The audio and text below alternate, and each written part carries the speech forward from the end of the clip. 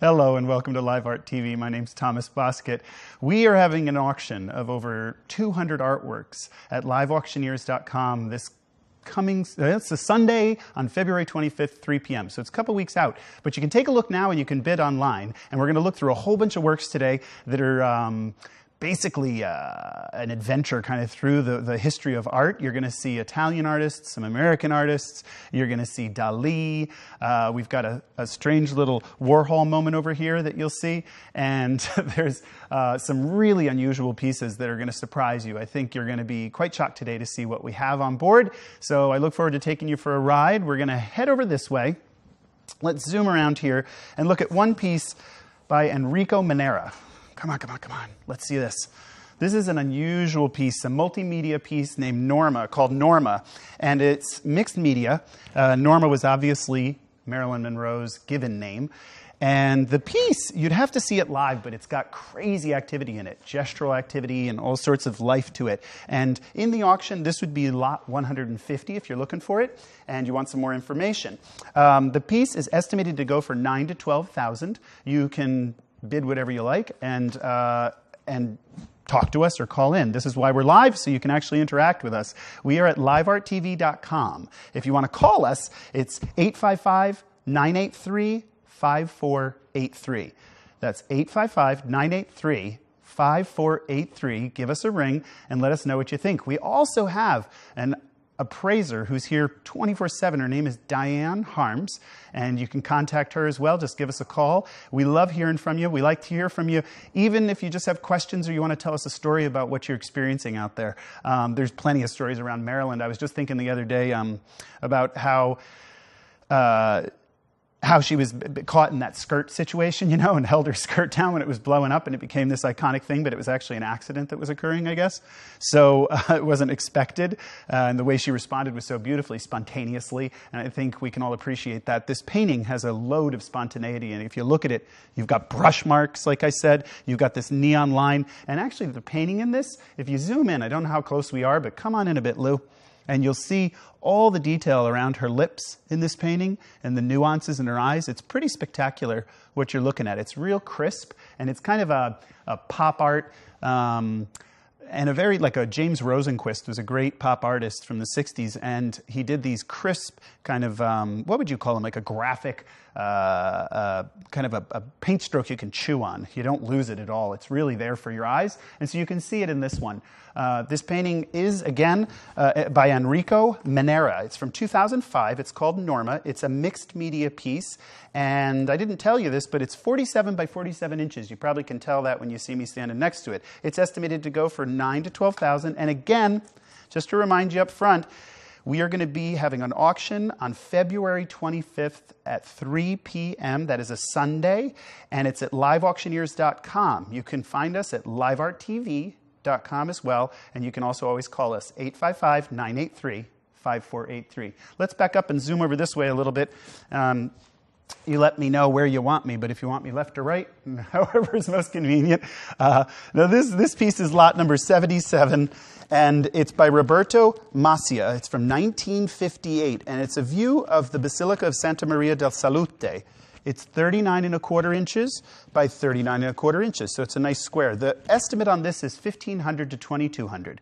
Now, this painting has something of a kind of a 70s, it's like a futuristic modern painting of what we call divisionalism. Divisionalism was a point in painting where people divided the colors out and your eyes mixed them later. It's a little different than pointillism, where they made points, but they used particular, well, they'd use almost every color in pointillism. In divisionalism, they actually used very simple sets of color and allowed a lot more complex mixing in the eyes. So you see a painting that's got a lot of activity on the surface and sort of a dancing sort of mentality. It's got this thing going in your brain almost like a rockette doing her Christmas show. And so you'll feel that when you look here. And you'll start peeking around here. Let's take a zoom in wherever we're going in. We'll take a look in here maybe and say, let's see what's going in here. This little tunnel that we go down into and arrive in this vestibule. There's a journey up through here into this whole thing. kind of takes you down from all the activity we were just in a minute ago, and you see this kind of quiet, I would call it almost a sculptural surface. It feels like you're looking at a frieze, a very subtle sculptural overlay, which is amazing. In a painting, it's actually smooth, but you wouldn't know it if you saw it. You'd think it was you would think it was three-dimensional. You'd actually think it was actually carved of stone or something. It's very unusual.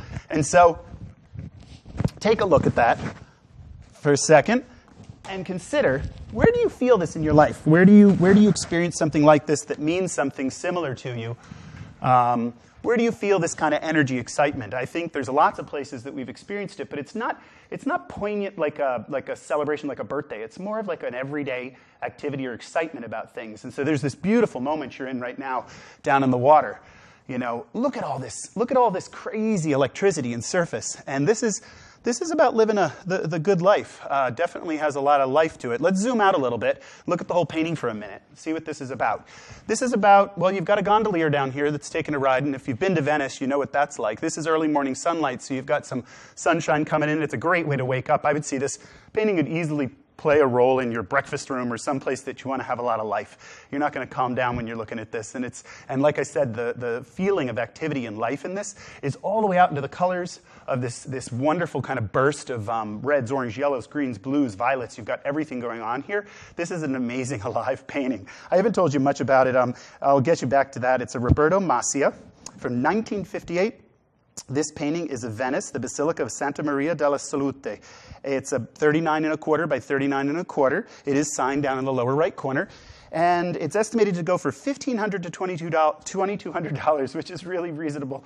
So consider taking a look at it and zooming in there, seeing what you feel in your heart and want to partake in. Now, I'd like to slide over this way a bit. We're going to take a look at these two paintings. These are spectacular works. You're going to be shocked when I talk to you about these. These are actually by an artist named Bauman. They were painted. This one was painted in 1956, and this was 1974.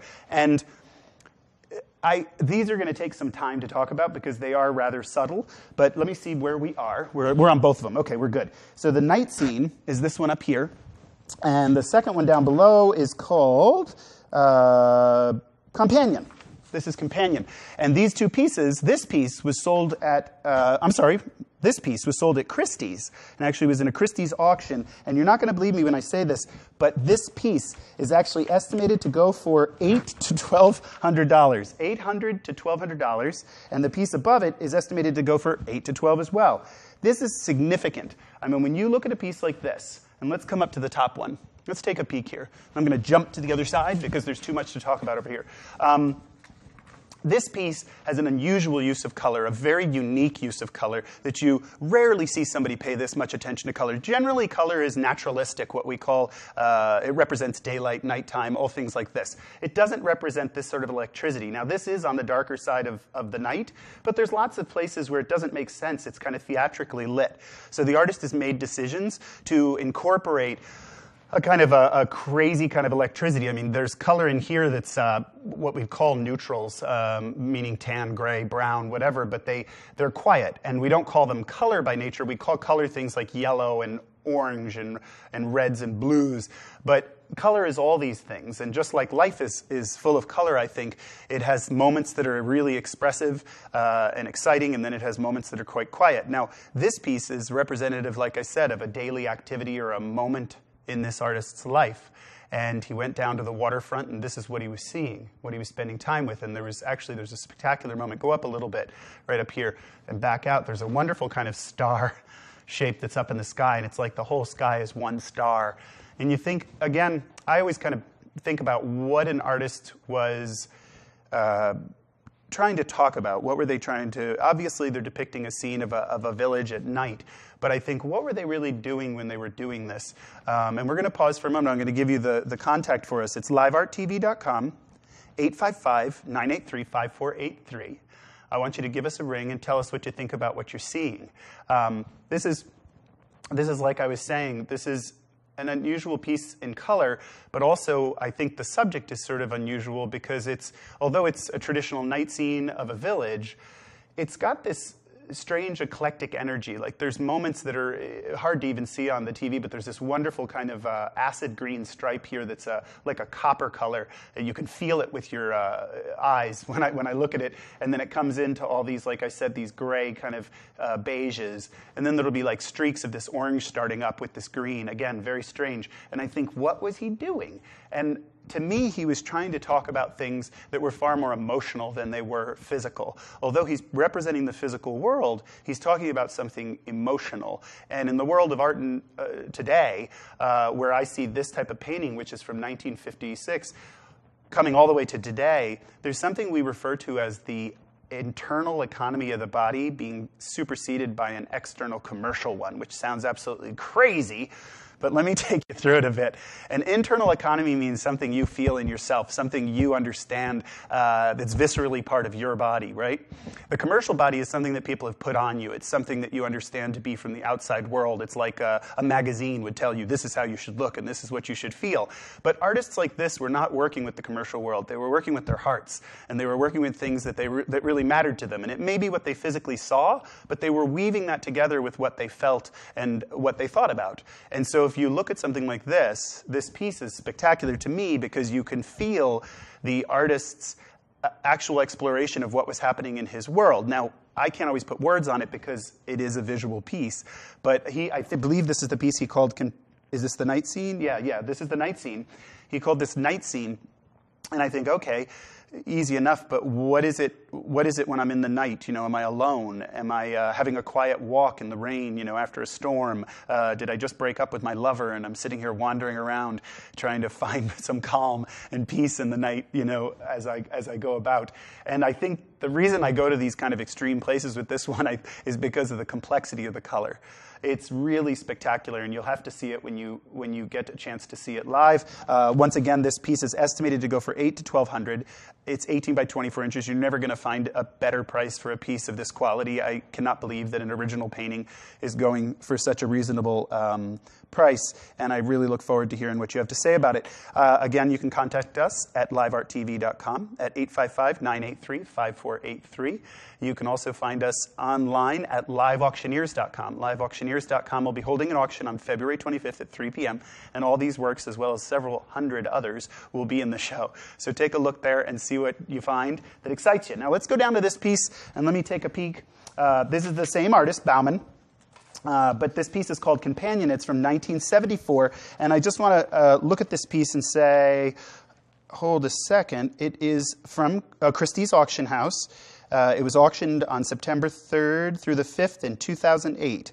And it is now lot 130. You'll see these signs on all of the pieces that are on the wall, and they basically stand for where you'll be able to find the actual piece. This is lot 130 at liveauctioneers.com. So don't be shy about going there and taking a look, and consider bidding on something like this, because this is $800 to $1,200. I mean, people buy vacuum cleaners that cost more than this, and this is a spectacular work of art made by an artist that's unique. There's not one other painting like this in the world. This has never been replicated.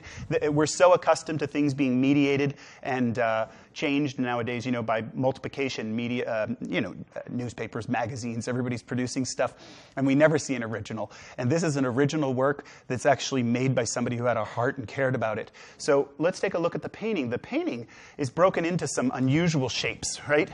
Look at these bizarre sort of eyelet shapes, you know, eyeball shapes that mimic boat shapes. And you think, why does an artist develop something that has eyes and boats, right?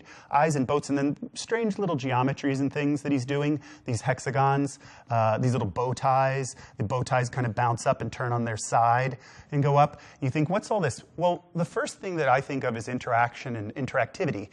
Today on the internet, you have a lot of interactivity, but to me, it doesn't refer back to reality. This is interactivity that relates to reality. You can see that the painting is clearly flat, right? That was a big part of the 20th century. Picasso had a lot to do with this, indicating that a painting is fundamentally flat, even though we allude to it having space in it, depth in it, right?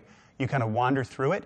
This is something that has kind of both. It's got depth. Lots of moments where you kind of look at that blue moment where you dig right in there and you go down into the painting, right? But then it kind of comes back, and it's this flat group of shapes that butt up against each other. And you can see they sort of do this. They bump up against each other everywhere. Everywhere you look, there's a shape meeting a shape, right? But somehow he retained the space in it and the movement in it. And that's where the life comes in something like this. There's this spectacular range of activity in things like this. Back here, you're way back in the painting, right? And then here you're in the foreground, and this is the boat wrapping around that foreground element of maybe a seated person or something in the boat. There's this mound in the front where they're preparing for a journey. It looks like there's a whole bunch of activity on the front of this painting that's all about looking for what's going to happen on this journey up into the sky. Now, if we back all the way out a little bit, you'll see as we go up into this painting, look at this strange symbol up here, right? That is not reality. That is a fantasy. The back here is all a landscape. That's clear enough and easy enough to navigate. But then you look at this and you think, what is that? Again, I have to think, why did this artist draw something like this? Now, he calls this piece Companion, right? What kind of companion is that up there? Because it's clearly one of the subjects of the painting. And I think, who is that? What is that? It almost looks like a little bed or a creche or somewhere like the baby Jesus would be. And it is lit up, and I'm alluding to spirituality or religion, more spirituality in this case, because the piece is lit up and it's illuminated from within. There's no light on the outside of that yellow cube that is physically in the painting. There's no light like that. It's completely inside the cube. Well, when light comes from the inside of us, we consider it the spirit. It's something that it's what your life is. It's what you're moved to be, right? You're moved to be alive. I mean, that's the meaningful life is one where you are alive, not where you're sitting there empty, basically. I mean, I don't think anybody wants to sit and be empty. We all feel it at times, but then we look to ways to engage ourselves and bring life back into ourselves. And that's what something like this little companion does, is bring spirit back to my life.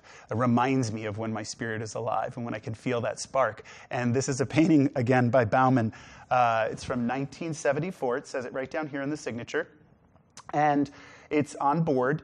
It's a canvas on board, a canvas mounted on board, and it was sold at Christie's auction house in 2008. It's estimated to go for $800 to $1,200. I think it's going to go way, way higher than that because it's a spectacular work, and you're going to see it zoom up. So try to get in on it sooner than later, and maybe you can shut it down.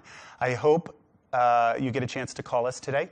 We are at 855-983-5483. We are livearttv.com, livearttv.com, and we have an auction happening on February 25th at 3 p.m. at liveauctioneers.com. Give us a buzz. Let us know what you think. We love hearing from you all, and it really makes art come alive when you share your heart, your stomach, your soul, your thoughts with us. And be as fearless as you want. You can say anything. We're going to engage you. We're going to ask you questions, probably find out what it's about. But even just sharing your stories or what something reminds you of is a way of sharing the work. So we appreciate that when you do it, and we love having you here. Thanks for joining us. We're going to move along now and come up here and take a look at a very famous Italian artist, Ideo Pantaleone. Ideo Pantaleone's painting is from 1960. This is later in his career when he started putting his signature on things as Panta. It's sort of a little bump at the end over here. And it's right next to the lot number 132. You can see it. And then we'll jump back in there. This painting is one of his abstractions. It's something we call this in the art world, they say it's like a Monet abstract expressionist. And the reason we say this, before I go on, I'm going to say the name of the painting is A Maze, which is not a hardship at all to think about. Look at how amazing this is. His use of color stuns me, and he was obsessed with color. He thought of color as a concrete thing, something you could actually almost grab or feel. So it isn't a matter of it representing something. It's a matter of it representing, hey, where'd that go? It's a matter of representing the color itself, meaning orange is orange. Orange doesn't need to be a representative of a thing. So this blue doesn't need to be a person, although it looks like one. It can just be blue, and the blue has a quality of it all its own. What this does is it attaches color to less physical things, which means it's not about the material world, it's more about the spiritual world again. So following on the last painting, we kind of see this use of color that has completely left the physical realm of objects and things, right? It's not nouns. Here we have a painting that's more about the verbs and the activities that we partake in. And so you would almost describe this, well, part of me doesn't want to describe it with words. You just want to kind of describe it with like gestures and you know, how you move through here and how you feel in your body. There's another little figure I can't help it. I'm nouning things. But they're not intended to be nouns, I'm sure. And so this piece, let's get to some specifics. This is a maze. It is a treasure of color. It is 27.5 inches by 19.5 inches. Again, you'll see me in a little bit standing in front of it. It is estimated to go for $7,000 to $9,000. Look up Amedeo Pantaleone. You'll really find some spectacular things about his life. He was kind of at the centerpiece of the art world in Italy in the 1950s and 60s. He was living in Milan at the time, and it really was, the whole art world was rotating around this notion of art being something concrete. The art concrète was a movement where you could actually see the geometry of a painting rather than it being illusionistic, like painting a grape to look like a grape on a surface. This was when orange was orange. That's what it was. It was an orange piece of paint, and it wasn't going anywhere else. Why was that important to people? Was that it said we don't need to kind of leave our bodies and imagine other things. We can actually look at the thing in front of us and be present with it. So it was a very, very strong way of exerting the artist physical presence, and the viewer, the person that was looking at the painting, experiencing that immediate presence. And this is something we're struggling with in the contemporary, the modern world right now, is that we've gotten so digitally oriented that we've divorced ourselves from the physical. Feeling our feet is healthy for your body, feeling the ground beneath you, feeling nature. These are all physical things. And this artist was obsessed with this notion of the physical. It was really important to him that you were able to get in touch with experience more than you were to get in touch with, say, even a picture. He wanted to remind you that this picture is a symbol to get you in touch with your experiences. It's not a place you go to dream. Later, we're going to see some painters that love dreaming, and especially the last one today. You're going to hang on tight. There's an amazing painting that's huge, and it's full of dreams. It'll blow your mind. So if you want to look at Amedeo Pantaleone, you go to this number right here, lot 132 at liveauctioneers.com. And that's also, you can find us at livearttv.com, a very easy place to find us. Go to the auctions and take a look around. There's over 200 works. Quite a few Amedeo Pantaleones are in there. Very well-known artists. This work is estimated to go for $7,000 to $9,000. It is 27.5 inches wide by 19.5 inches high, and it is from 1960. We look forward to hearing from you. Let's move down and take a look at this piece. This is a beggar's piece from the French school. It's an anonymous artist. It's painted in the range of 1816 to 1888. And it's an older piece. It's an antique painting. It's estimated to go for $3,200 to $3,400. And I just realized I got the name. It's Celestine Joseph Blanc, B-L-A-N-C. Take a look at Celestine, C-E-L-E-S-T-I-N, Joseph Blanc. Take a look at this painting online. See what you think about it. It's got wonderful, wonderful drawing in it. And you're going to see this when we zoom in a bit. Let's zoom into this area right in here and take a look at her face and what she's doing. Now, she's leaning off to the side playing a drum, obviously. It's got cymbals on it or tambourines or whatnot. And then she's leaning off to the side, and she's got this unusual look on her face. What is she saying? She's calling you. She's beckoning to you. She's telling you to come in, listen to the music, have a good time, right? She's welcoming you to the moment that she's celebrating. Now, it's a calm painting. It's beautifully lit. It's really beautifully lit. There's this smooth, sort of soft color down here, and this is what we refer to as a Renaissance color, because you can see in the shadows and whatnot that it's playing off of the environment that it's in. There's rosy red cheeks and a cooler side to her forehead, and then it becomes warmer as you go into her cheeks. If you come down the painting more, you see this yellow kind of green fading over to kind of a blue, purplish green in the back. And these are unusual color combinations because it's a subtle, what they call chiaroscuro, which means light dark or clear dark. And this was in Italian. It was what Leonardo da Vinci invented. And it's used beautifully here by this artist. This whole section of the painting is almost in darkness, right? But you can see everything that's happening. You can see every bit of light. And look at the luminous sunrise, or I guess a sunset in this case, sunset behind this gentleman is lighting him up. And you have to wonder, this is a wonderful thing to notice. There's sort of tricks in these paintings that we almost don't notice at first. But if the sun is setting behind them, right, it looks just like the sun is kind of going out of the sky over there. You got to wonder, where's the sun hitting the side of the building and hitting her, right? There's like a second sun. So this is like almost, as much as it looks like a traditional painting, it's pretty fantastic the way they invented worlds like Star Wars, you know? I mean, this has 2 moons on it, and I think, or 2 suns on it. I think that's pretty cool. And so if you have 2 suns, how do you create that painting and make it make sense to us? How do you make something that holds together cohesively so that it feels like a reality that we understand, which is what this basically is doing. I mean, it is a reality that we can easily understand. She's playing a tambourine. There's a young, older man coming up behind her. It looks like he might be a beggar. He has his hand out with a hat. And then she's standing here with a young girl, and the young girl is playing a little bit of a bell, like a chime of sorts is in her hand. So this is a scene we don't see often today, right? How often do we get out in the streets and play our wares or have a musician wandering around the village, spending time with us? It's rare. It's really a treat to see something like this and think, what do you have like this in your life? When do you have moments in your life where you find a tiny bit of celebration, something going on that's exciting or unusual to you? And it feels like this is that. Here we are at the bottom of the painting, standing foot sure. This is a moment where the painting is from a period when they painted regular everyday life scenes, which was new to the world.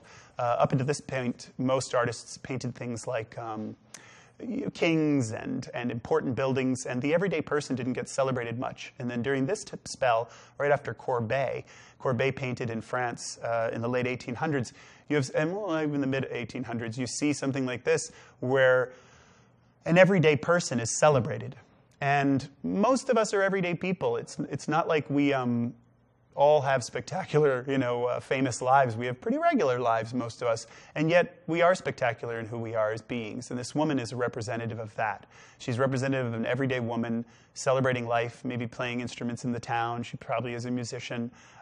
She looks pretty beautifully dressed. I imagine it's more of a typical, more traditional French dress at the time. My guess is this would be in northern France because of the architecture, the light. Matisse said that the light of northern France was equivalent to the light of New York.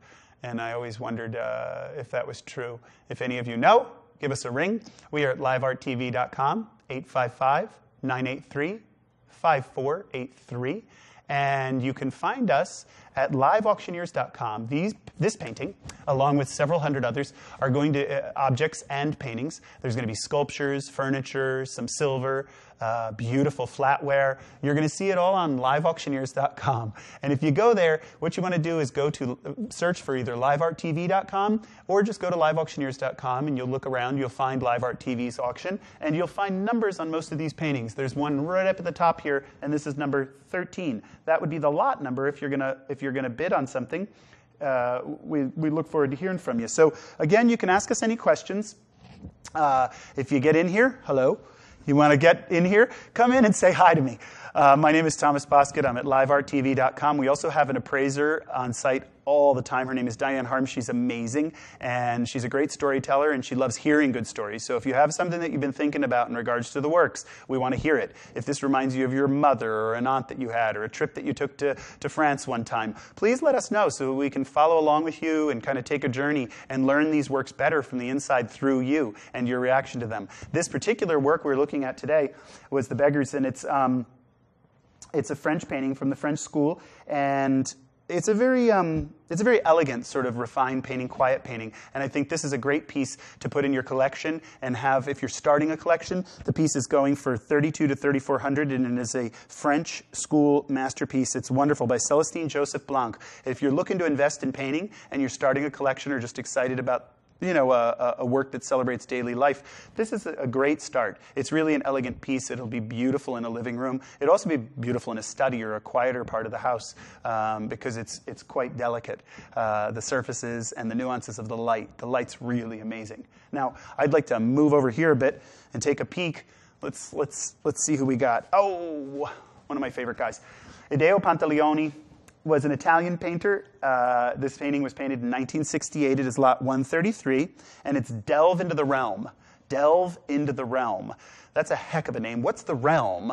I guess the realm would be existence or the ether, something you have inside your head or something you can imagine having, this excitement of the founding of something. It feels like to me it's the beginning of life. It's like the birth of life. Something's just starting up, and there's these wonderful loops here and here that take you into the painting, and you loop around and you come down into the center, and then there's this seed of life. This could be the beginning of life. This is a great name for the painting, actually. I might write up Ideo in the afterworld and let him know. He's a very famous artist in Italy and worked in the 1950s. I spoke about him earlier in the show, so you can zoom in there and see the other piece by him. This piece is estimated to go for $7,000 to $9,000. It's a spectacular piece. Very, very energetic, gestural abstraction that's kind of taking you through like, whoo, whoo. There's no question. He was obsessed with experience. Look at these strokes in here, where you disappear into the nothingness in here, where you absolutely just come swooping in and disappear,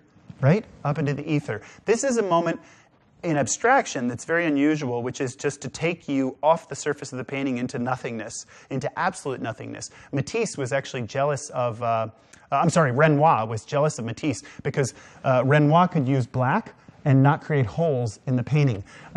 Because most of the time when black is used, you dive into the painting. And so there's interesting moments in this painting when you see it live. And back out a little bit more, I'll show you.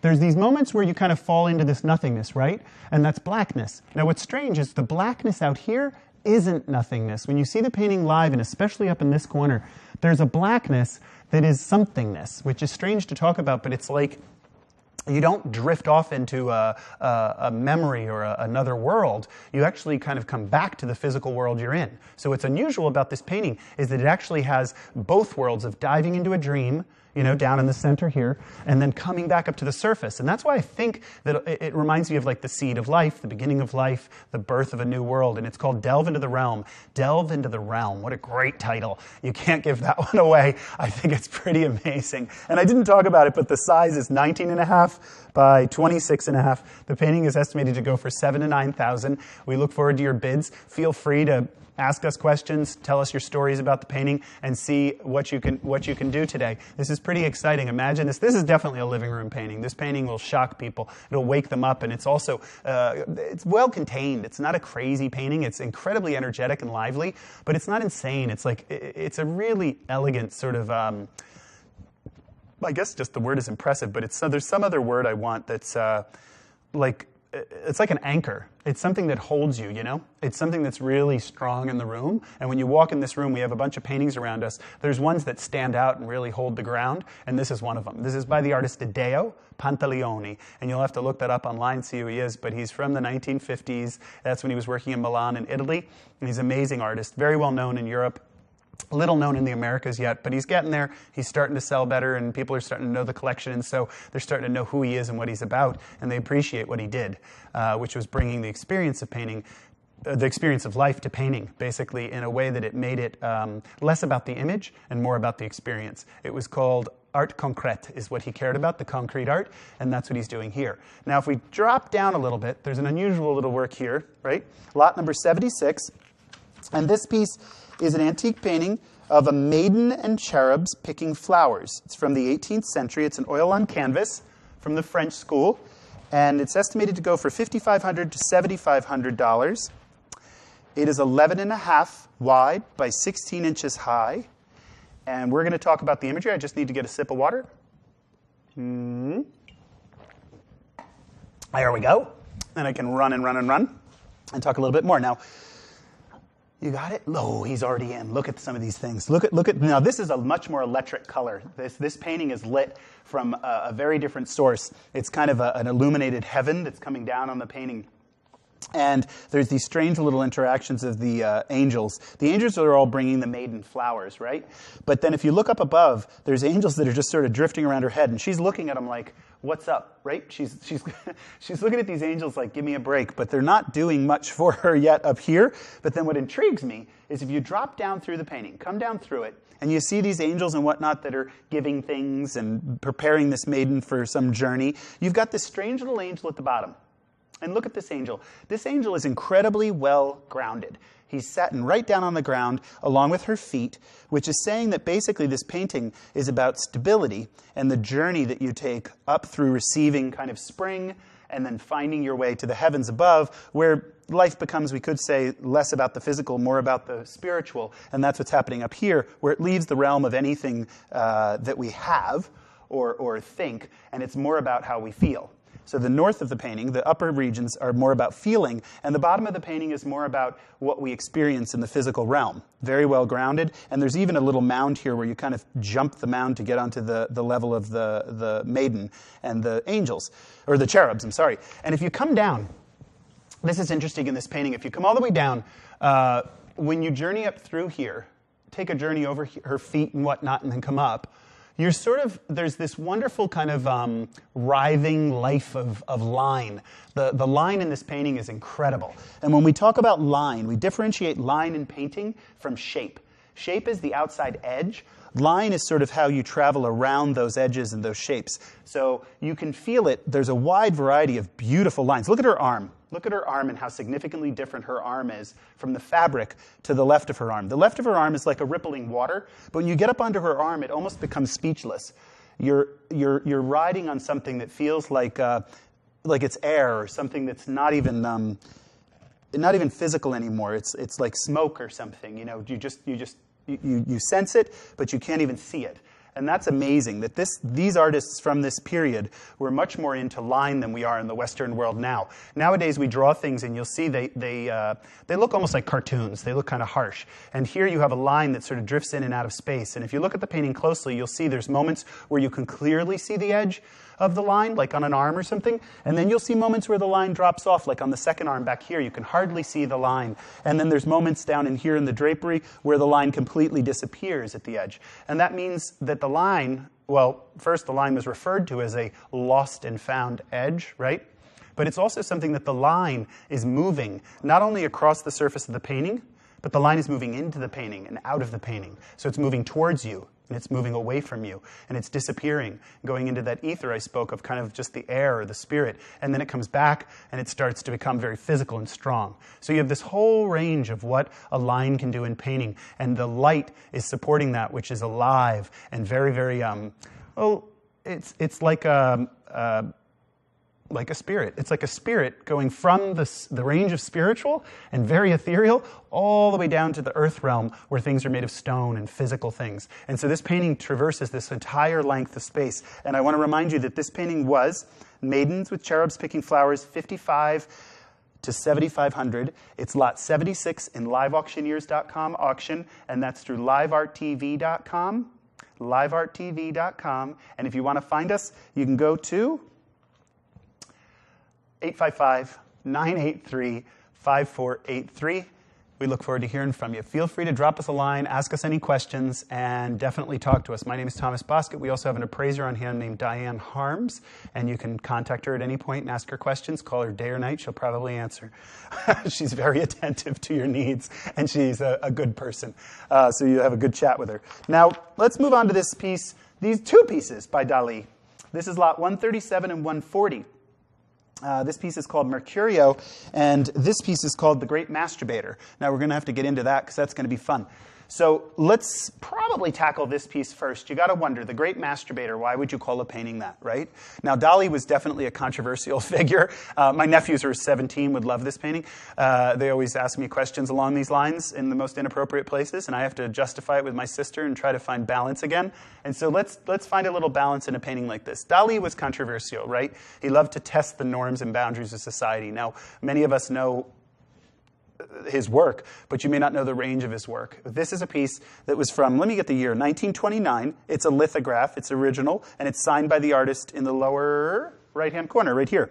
It's 25.5 inches by 18.5 inches, and it's estimated to go for $1,800 to $2,500, which is incredible for a Dali, especially when you see the quality of the lithograph. You got to get up, zoom in on this and see some of the details.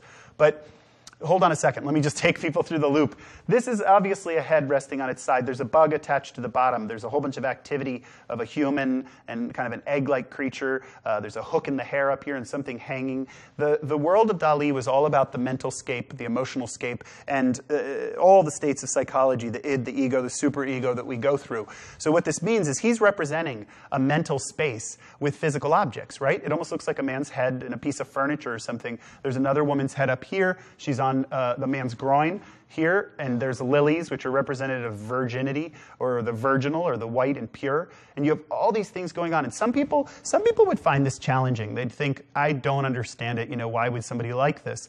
But the world of painting and art only covered what we saw. They called it optical, right? It was purely optical incident.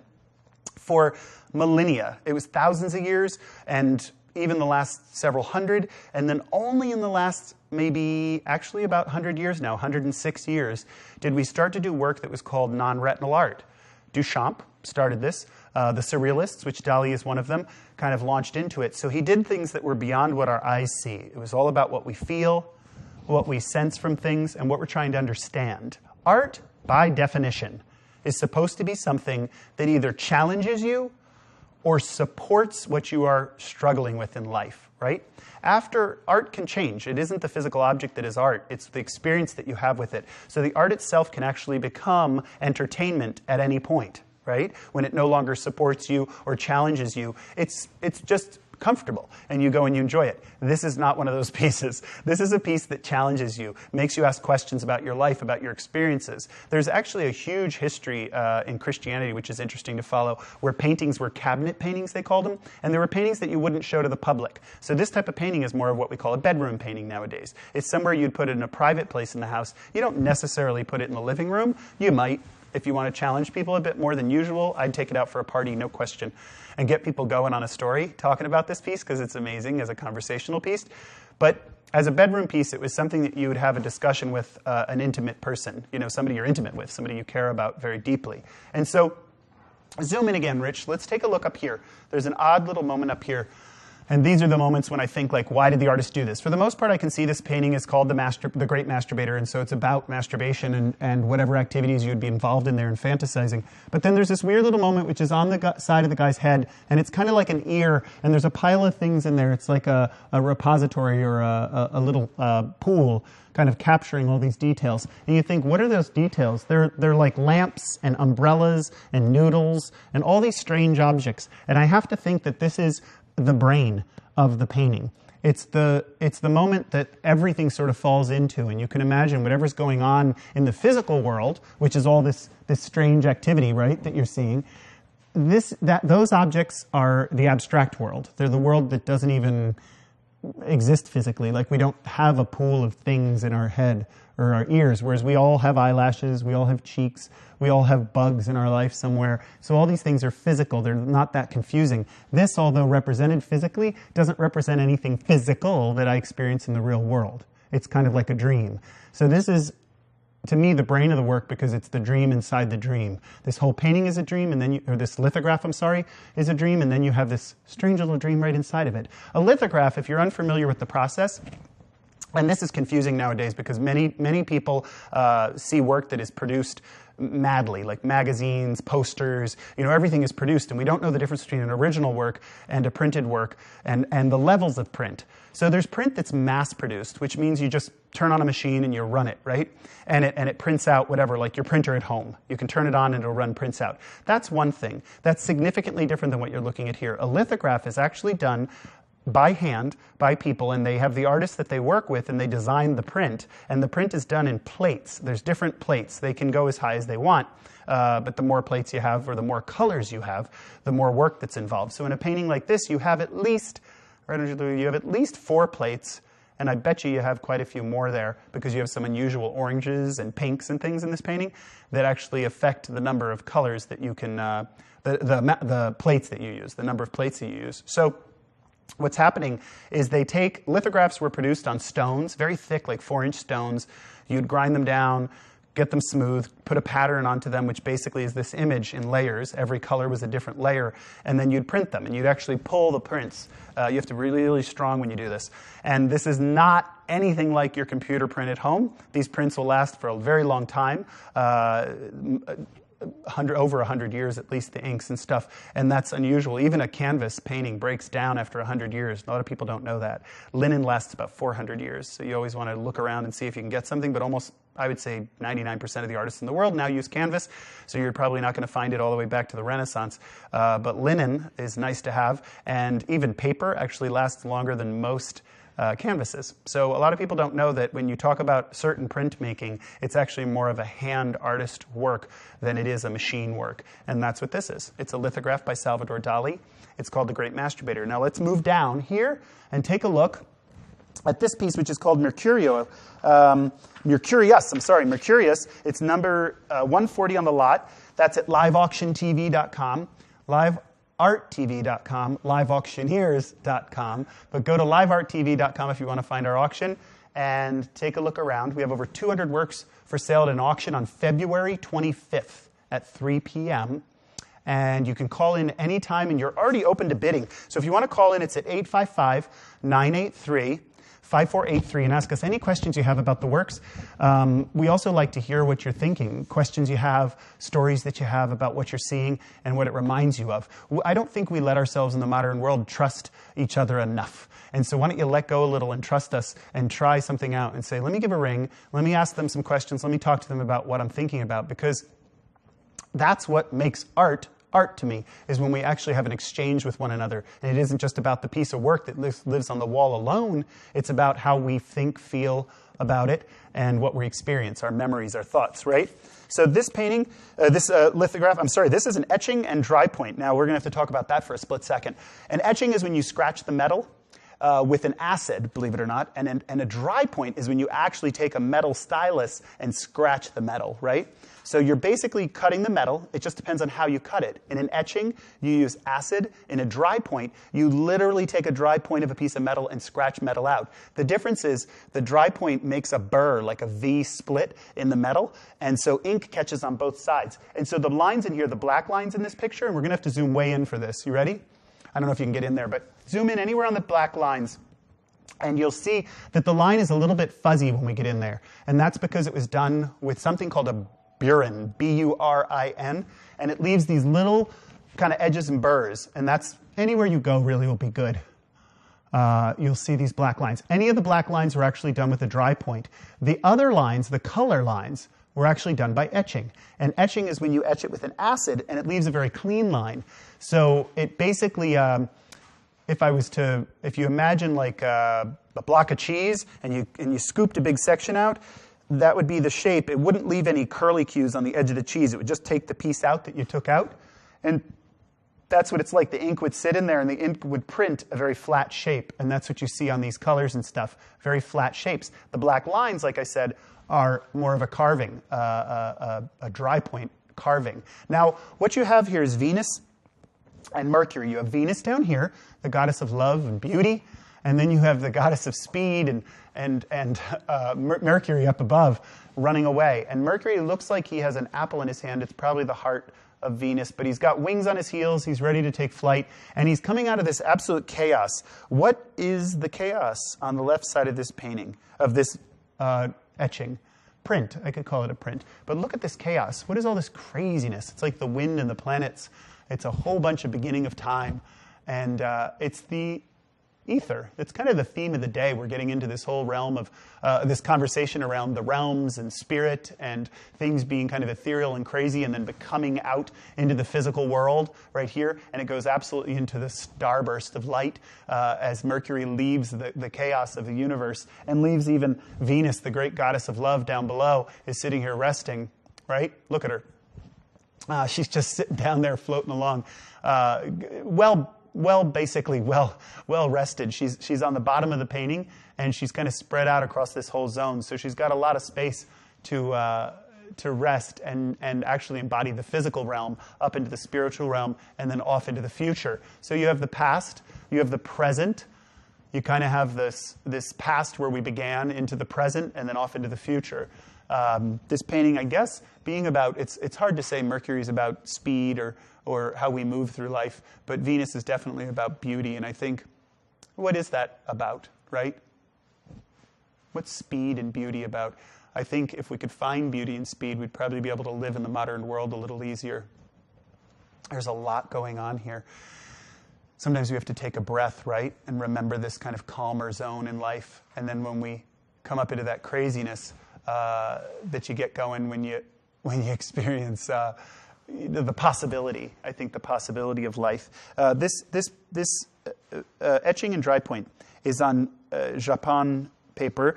It's actually a mulberry paper, and you can't see it in the camera. It's too fine, but it's a very long fiber, sort of curly-cued, silky fiber.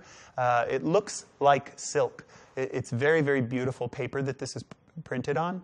And it's also very tough paper.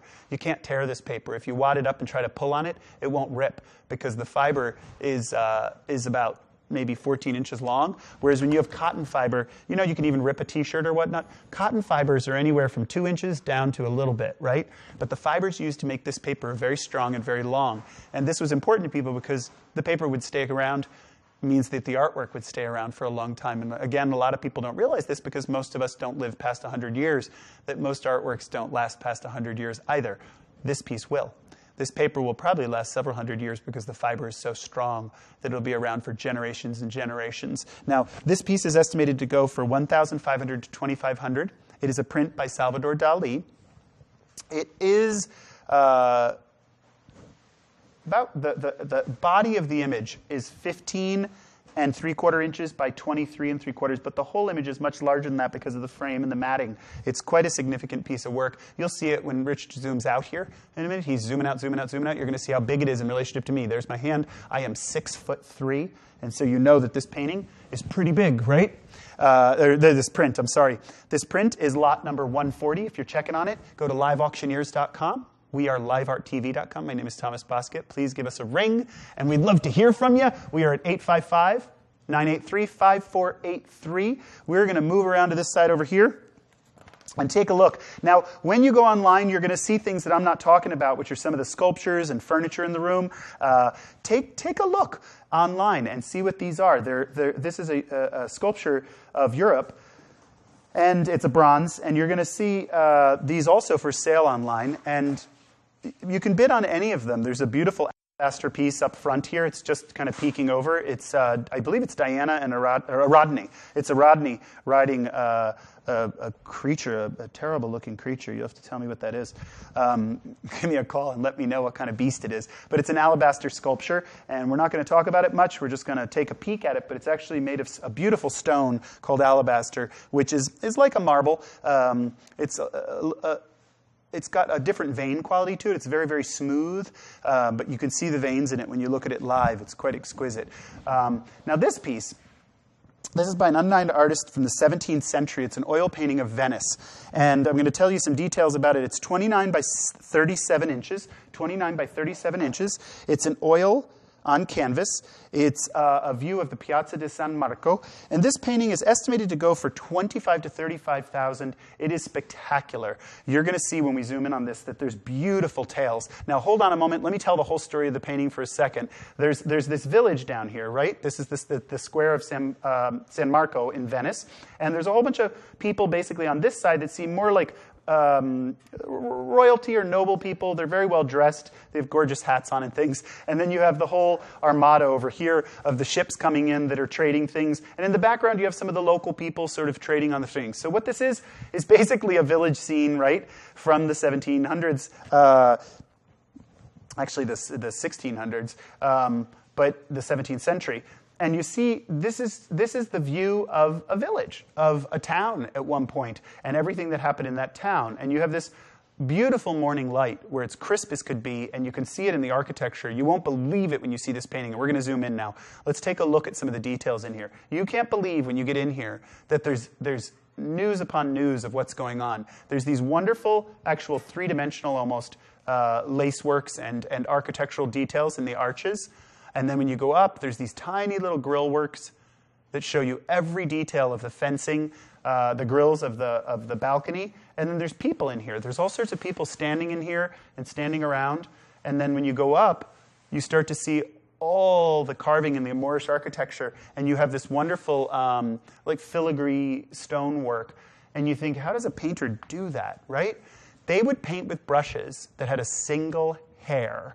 They would like pluck their cat's hair and use it for a brush and use that tiny little point to actually do all this detail. Now, if you're looking online, this is lot 171 if you're looking for it. It's at, go to liveauctioneers.com, and that's livearttv.com's live auction on February 25th at 3 p.m. You can start bidding now, But the wrap-up will be on February 25th at 3 p.m. We look forward to seeing you there and hearing your voice before then. We are at 855-983-5483. We look forward to hearing from you. Give us a call. Ask us any questions you have. If you look again, let's take a minute and zoom in again. Let's zoom in down in here into this section of the painting. There's these people are sort of all pointing and vending and doing things and having conversations, and it's just a day in the life, and there's this beautiful long light. There's these wonderful long shadows and sun coming in late in the afternoon. This is definitely a living room painting, a painting that you'd put in a place that was for people to feel comfortable, basically. It's a welcoming painting to your guests and something where they can experience the adventures of going to Venice. And if you've ever been to Venice, you can appreciate it even more. But if you haven't, it's kind of like setting your dream in place, you know? You can actually capture it and experience what somebody might, you know, feel inside but not get to do. You get to have it in a painting, and it's nice that somebody recorded it for you and brought it home to you. I think of photographs, if you look at photographs of the same environment, it doesn't show 90% of what you're seeing here, you know, what actually was happening in their lives at the time and what they were going through. You can also see the history of the painting. There's quite a bit of the detail of the painting. You know, this is a 17th century painting of the Piazza di San Marco in Venice.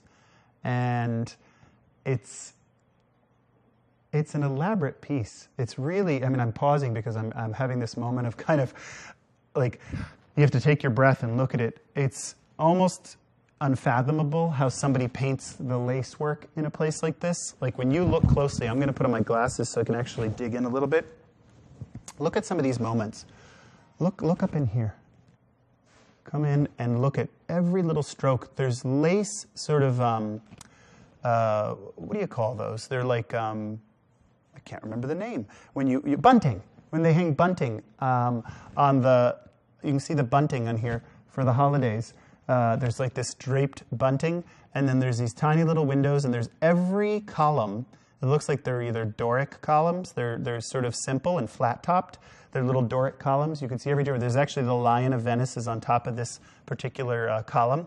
And it's interesting. We're going to look at an artist named De Chirico later. And I just realized when you go down a little bit, come down to here, you'll see these long shadows are kind of De Chirico-esque. It's one of the second to last pieces we're going to look at today, which is an unusual artist who is excited about kind of the drama of the mind and what the mind goes through. And I never connected these artists from the 1700s, 17th century to De Chirico, but there is somewhat of an unusual quality, because although this looks like a physical reality, I realize the dream quality of it, those long shadows and the kind of the unusual nature of the people. The people are like, what's the word? They're like a dream. They almost feel like figures in a dream, like you know they're physically there and then you know they're not at the same time. And that's what's happening in this painting. And a lot of the lace work almost seems otherworldly up in this building and whatnot. It's beyond the physical world. It feels like it's hyper-physical. It's more than you could see if you were actually there, which is strange to me that a person can paint that. You can see it in the TV actually very well. There's this weird sort of like rippling crispness to all the patterns and details and nuances of architecture up in here, and you definitely see it a lot more in the physical world, but it's there. You can see all that crazy sort of crispness, and it almost, it's like seeing the edge of a flower petal or something. You know, it's something so unbelievable and perfect. It's hard to imagine. So this painting is a 17th century oil painting, oil on canvas. It is of the Piazza San Marco in Venice. And I didn't even mention that it's after Canaletto. There's an artist that painted during much earlier in the Renaissance. He painted these wonderful landscapes of seascapes, I guess, of Venice, or canalscapes. But he painted these scapes, and most of them were done on copper, and they were very, very smooth, very flat. And that's what this painting has, is this sheer sort of sharp detail world. And they're almost unfathomably crisp, and that's what he was known for. And I always go back to that moment of like, why do we do the work we do? Why do we make the work we make, right? And I think if somebody painted something this crisp, what were they trying to talk about in life, right? What were they doing again? And I think, what moment do I know of where I was this sure of something? And that's what it speaks to. It speaks to surety. It speaks to a preciseness, almost a mechanical engineer's need for absolute precision. And I think, what drives that? And I think lots of us have that. I think this work reminds me of, stereotypically we'd say it's more male than female in my family, because my grandparents, my father and my grandfather and great-grandfather were all engineers, so they had very mechanical minds. And my grandmother worked sewing and doing things that were more with the hand and more organic of nature. Interestingly enough, if you look up knitting, knitting actually led to the revolution of the digital realm and zeros and ones. That was what knitting was all about. Now, we're going to head over here. Let's take a look at this piece, a kooky little piece by Ideo Pantaleoni again, this artist right here. And you're going to see this piece is about 19 and a half inches by 27 and a half inches. It is an oil on canvas. It is on canvas. Yeah. I can even see it's interesting. He used these little staples on the side. Not staples, they're tacks, and they're copper tacks. He actually tacked them into the side, which is something you don't see anymore. This is from 1960, and nowadays people use staples. That's why I said staples. But the painting is called Halo. Now, you don't have to guess twice about why it's called Halo. She looks like a halo. She is in a halo, and she's kind of an otherworldly goddess in a way. The painting represents this young woman standing in front of a chair, again another halo, and she's looking off to the side in a dream, a bit of a reverie, and she looks very, to me, like she's hiding a secret. She's got this look about her eyes that are like, she's looking over her shoulder, but she's like, I got it all, and I know what it's about. I got it together. Now, this painting is estimated to go for $6,500 to $7,500. This is a very well-known artist from Italy. Worked primarily in the 1950s. Is when he became very famous in the School of Milan. It was the center of the art world, and he was doing these works that were all about the experiences that we have in our lives. So he wanted you to as much see a painting, but to see the experience of that painting. Where you see that in something like this is when you get into the details of how he combines color.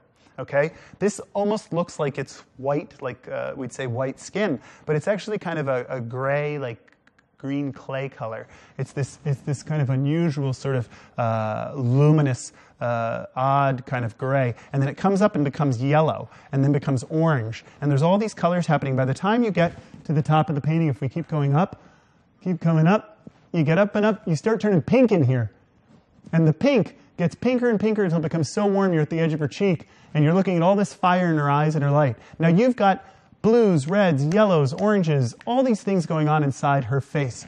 And that's incredible, because when you look at the painting, you don't feel like it's filled with a lot of color. I mean, yes, it is. It has oranges and yellows, I get that. But it looks like she's natural, basically that she's a white woman, pinkish skin, nothing dramatic about it. But then when you look closely, you realize it's made, or it's constructed of all these different crazy strokes, right? It's combining all different colors. And I was kind of in a dream there for a minute, so I had to pull back to you. But it's combining all these different worlds and making it look like it's just one world, like it's just one woman standing there, but it's combined. And so this reminds you of what was so important to this artist, which was the experience that you have when you look at art. He doesn't want you to just look at a woman. He wants you to look at the experience of creating a woman, of bringing a woman into existence, either through your mind, your dreams, through the artist. And this painting captures all of that. He actually takes that and distills it into an image that's for you to take home or to experience and remember what it is to be alive, to have those experiences. You can't just look at a photograph of yourself and have the same experience, or a photograph of a young woman. You have to have some artist who actually distills this idea and filters it through them so that that we, as the viewers, can understand and remember the experience. We all understand it, I would say, is that we've had it, but we forget it. On a daily basis, you have to go to work, you have to do regular things. We're not remembering being alive and kind of assembling ourselves into what we are and what we represent. And here, that's what he's doing for us, is taking all the things that represent life to us. The searching, the looking, the discoveries that we find. And he's putting them all into a painting of a woman again, it's called halo, but it's like this halo of life. It's like bringing the memories, the thoughts, the dreams all back down to a physical world. And it's interesting also to me that that movement I mentioned earlier, which was the commercialization of the body, you know, bringing it back to a personal, very physical experience of the body. And that's what this painting does for me, because the color in it is so unique that it's not, you know, this isn't a woman with pink skin and shadows that are, you know, darker and whatever. This is turquoise and blue and red and then yellows and coming up into pinks. There's unbelievable color. His use of color is phenomenal, and I think you'll appreciate it when you see it live. If you would like to bid on this, it's $6,500 to $7,500 is the starting bid. But you can, that's the estimate of where it's going to go in the auction, but you can start anywhere you want. And you can start at livearttv.com. You can go to liveauctioneers.com because we're having an auction on February 25th at 3 p.m. And we're going to be talking about all these works, and you're going to have experiences with them. And you can talk to us by just calling us. Give us a ring, okay? Look online.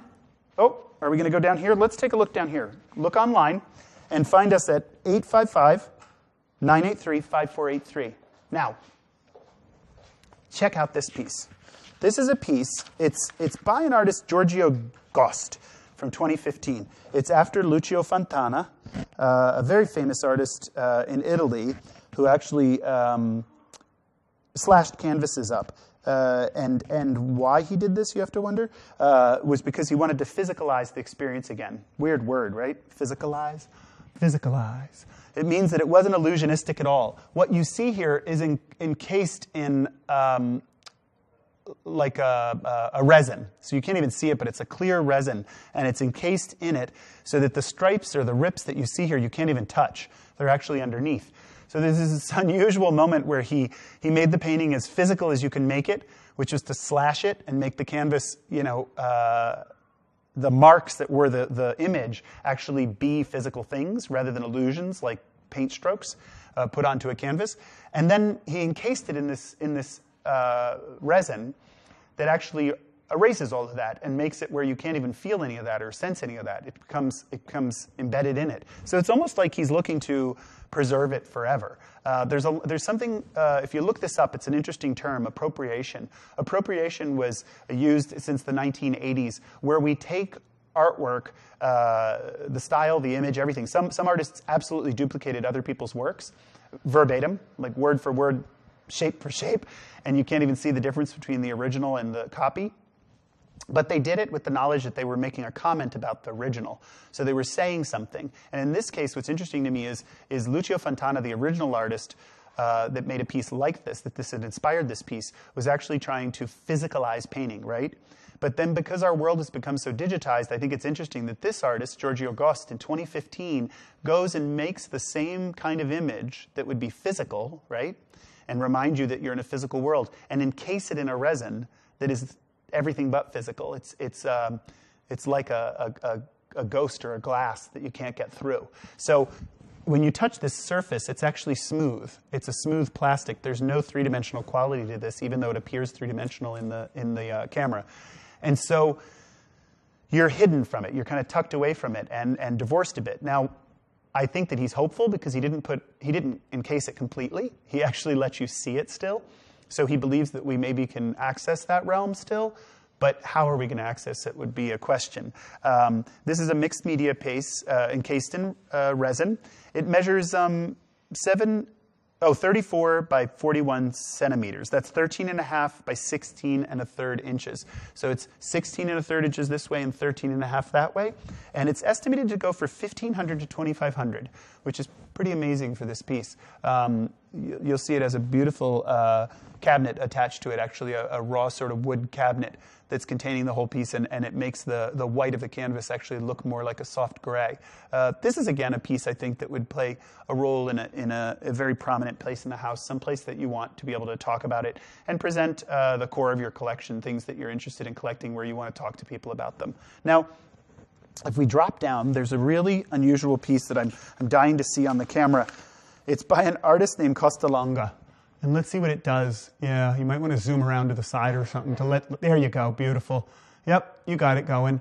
It's got this wonderful kind of interaction with the environment that it's in. It was made in 1971. It's mixed media. It's measuring 19.5 inches by 19.5 inches. I'm going to bring my hand in here so you can see the size. And it's called Sphere. It's estimated to go for $1,500 to $2,500. And it's such an unusual piece. I mean, if you have it on the wall, it's going to interact all sorts of ways with what you find around it. You know, if you put your hand in here, you can see all the colors are sort of picked up. And strangely enough, as much as these look like holes, they're actually flat on the front. You can't actually go into this at all. And there's this wonderful matte surface all the way around it. There's this bizarre sort of flat mat that I don't want to touch because it's flawless.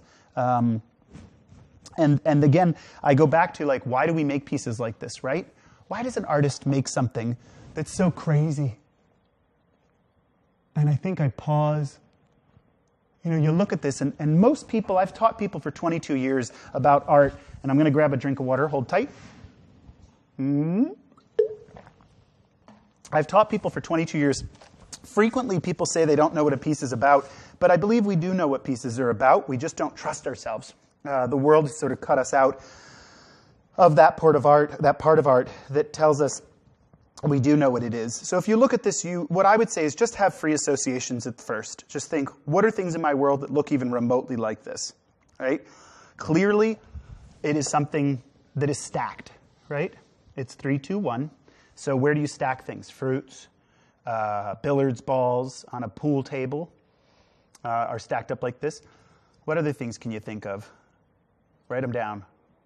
And then if you have them down there, think of the other associations you have to those things. So fruit tend to be, you know, healthy, something you do that's good. If they're stacked up, they tend to be abundant. And so billiards balls, this is when they're ordered. This is when they're together, just before we break them and shatter the mold. And so if I start thinking of it that way, and then include the other elements, right? It's reflective. It's picking up its environment the whole time. So you think, how does that element play into the idea of abundance or order, that I get abundance from the fruit, order from the billiards? How does that play into the notion that we can actually reflect on it, or it picks up on the notion? It means that I'm somehow being pulled into it, right? I become the image, right? So is he asking me to acknowledge, maybe, that I have abundance, that I am ordered, that things are together when I look at this piece? This is before they break. Now, I would argue that almost every human in the world probably experiences more chaos in their life than they do order, I would guess. And that's got to be true. That when you look at something like this, it reminds you of the fact that you also have those moments when you are together, when things are cohesive and make sense and are, you know, pulled up for you. What's interesting also is, like I said, we're going to pull the elements together, right? So we've got this flat matte background. The flat matte background is almost like nothingness. It absorbs all light. It absorbs all of our attention and kind of lets it go. So it's a place of pause or a place of calm. And when I think about that order and that abundance that he may be pulling us into, right? To have that calm as kind of a support of that world makes sense. It's not like he's trying to drag me around and whirl me up like we've seen in some of the gestural abstractions earlier, where the artist wants to get your guts kind of coming up and fighting a bit. This isn't about that. This is about a meditation, kind of a quiet moment where you pause, you sit with the work, and it sits with you. It actually reflects back your world to you. That's pretty amazing, and it's pretty complex. And so what always interests me about works like this is that they superficially look like they're almost nothing, right? They're 6 weird circles in a square. But then when you start actually opening the work up, it has a lot to say to us. Now, whether it's your taste or not, that's your issue. But I don't mind about that. But we can't deny that the work has a message and some value to it. The value is in the message that it has of kind of more of an eternal message, a very long message. It's not a story of an individual incident, with a peasant girl or something. It's the story of our lives and how we put them together. That's a much bigger, broader story. Again, this is an artist named Costolonga. It's from 1971. The piece is called Sphere. It will be in our auction, and it's estimated to go for $1,500 to $2,500. That's unbelievable for a piece like this, especially from the 1970s, that is still in such great condition. You can bid on it at liveauctioneers.com, or you can find us at livearttv.com. Our number is right there on your screen on the upper right edge. Right? It's 855-983-5855. 5483. And we're going to move up over this way. Let's take a look at this painting. This is one of my favorite painters. Look at this. This is Mariana Edna Volz, a very well-known painter who has now since passed away. Her three sinks is 30 by 40 inches. It's an extensive oil painting on canvas. It's estimated to go for $3,000 to $5,000, which is unbelievable. This was auctioned off at Christie's in 2008, and it is a spectacular painting. Although I think, my mother, I always think of my mother because she looks at a painting like this and she goes, but it's a bathroom. And I go, but Mom, I'm like, look at what's happening in your bathroom. How much of your life do you spend in a bathroom, right? I mean, you brush your teeth there, you hang out there, you shower there, you have to do a whole bunch of business there. And it's kind of beautiful to celebrate those pieces of life and don't ignore them for a minute. A lot of things that we celebrate, we might have a painting of a castle or a king or something, right? Something important. And I think, why is that important? That's not even part of my life. I don't have a castle and I'm not a king. And so why do we find those things significant? So this is something in the history of art where people started celebrating the everyday. It's what they refer to as a fancy word called the quotidian, and it's a beautiful word, but it's the short for the everyday. The things that you always kind of are there in. And what she did, and the artist again, Mariana Edna Volz, what she did was bring great attention and care to all those moments. Now, I'm going to try to see if we can zoom in a little bit. Let's pick what I wish to, let you pick a place. Pick a place you want to go, Lou, that you find interesting in the painting, and I'll find a way to look at it. Let me see if I can see. I'm going to jump under, right to the other side, so I can see what we're talking about a little easier. There we go. So the center sink. What is this all about? Again, it's hanging on the wall. There's no question, but it's kind of strangely hanging on the wall. It's like it's lightly hanging on the wall. So it's there, but it's hardly there. And if you look at the painting overall, what I think I love about Mariana is that the works, I guess I could call her Edna Volz, but Mariana Edna Volz, what I love about her works is that they hold together very loosely. It's like the painting isn't structured firmly. It's structured like life itself. It feels like it's there, but it's moving and sort of riding on itself. So when you look at the sink, right, the concrete quality of porcelain, right? It holds together. It even has the color of concrete. But when you look at this, it's soft and gentle.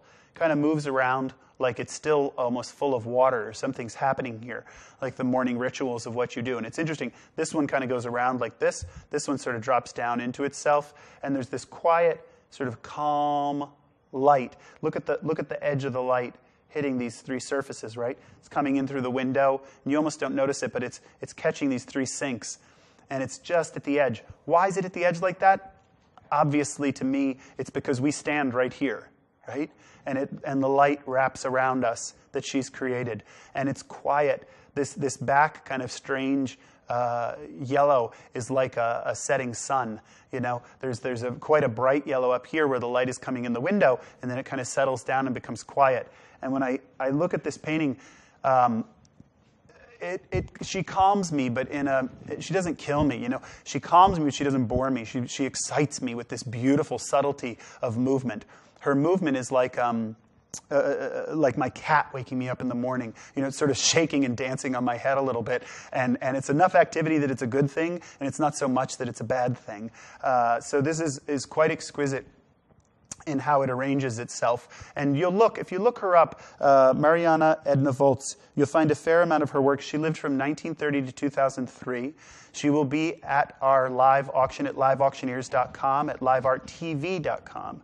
Our number is 855-983-5483. You can find it on your television. You can also find us online just by going to livearttv.com and click on our auction and find out what's going to be there.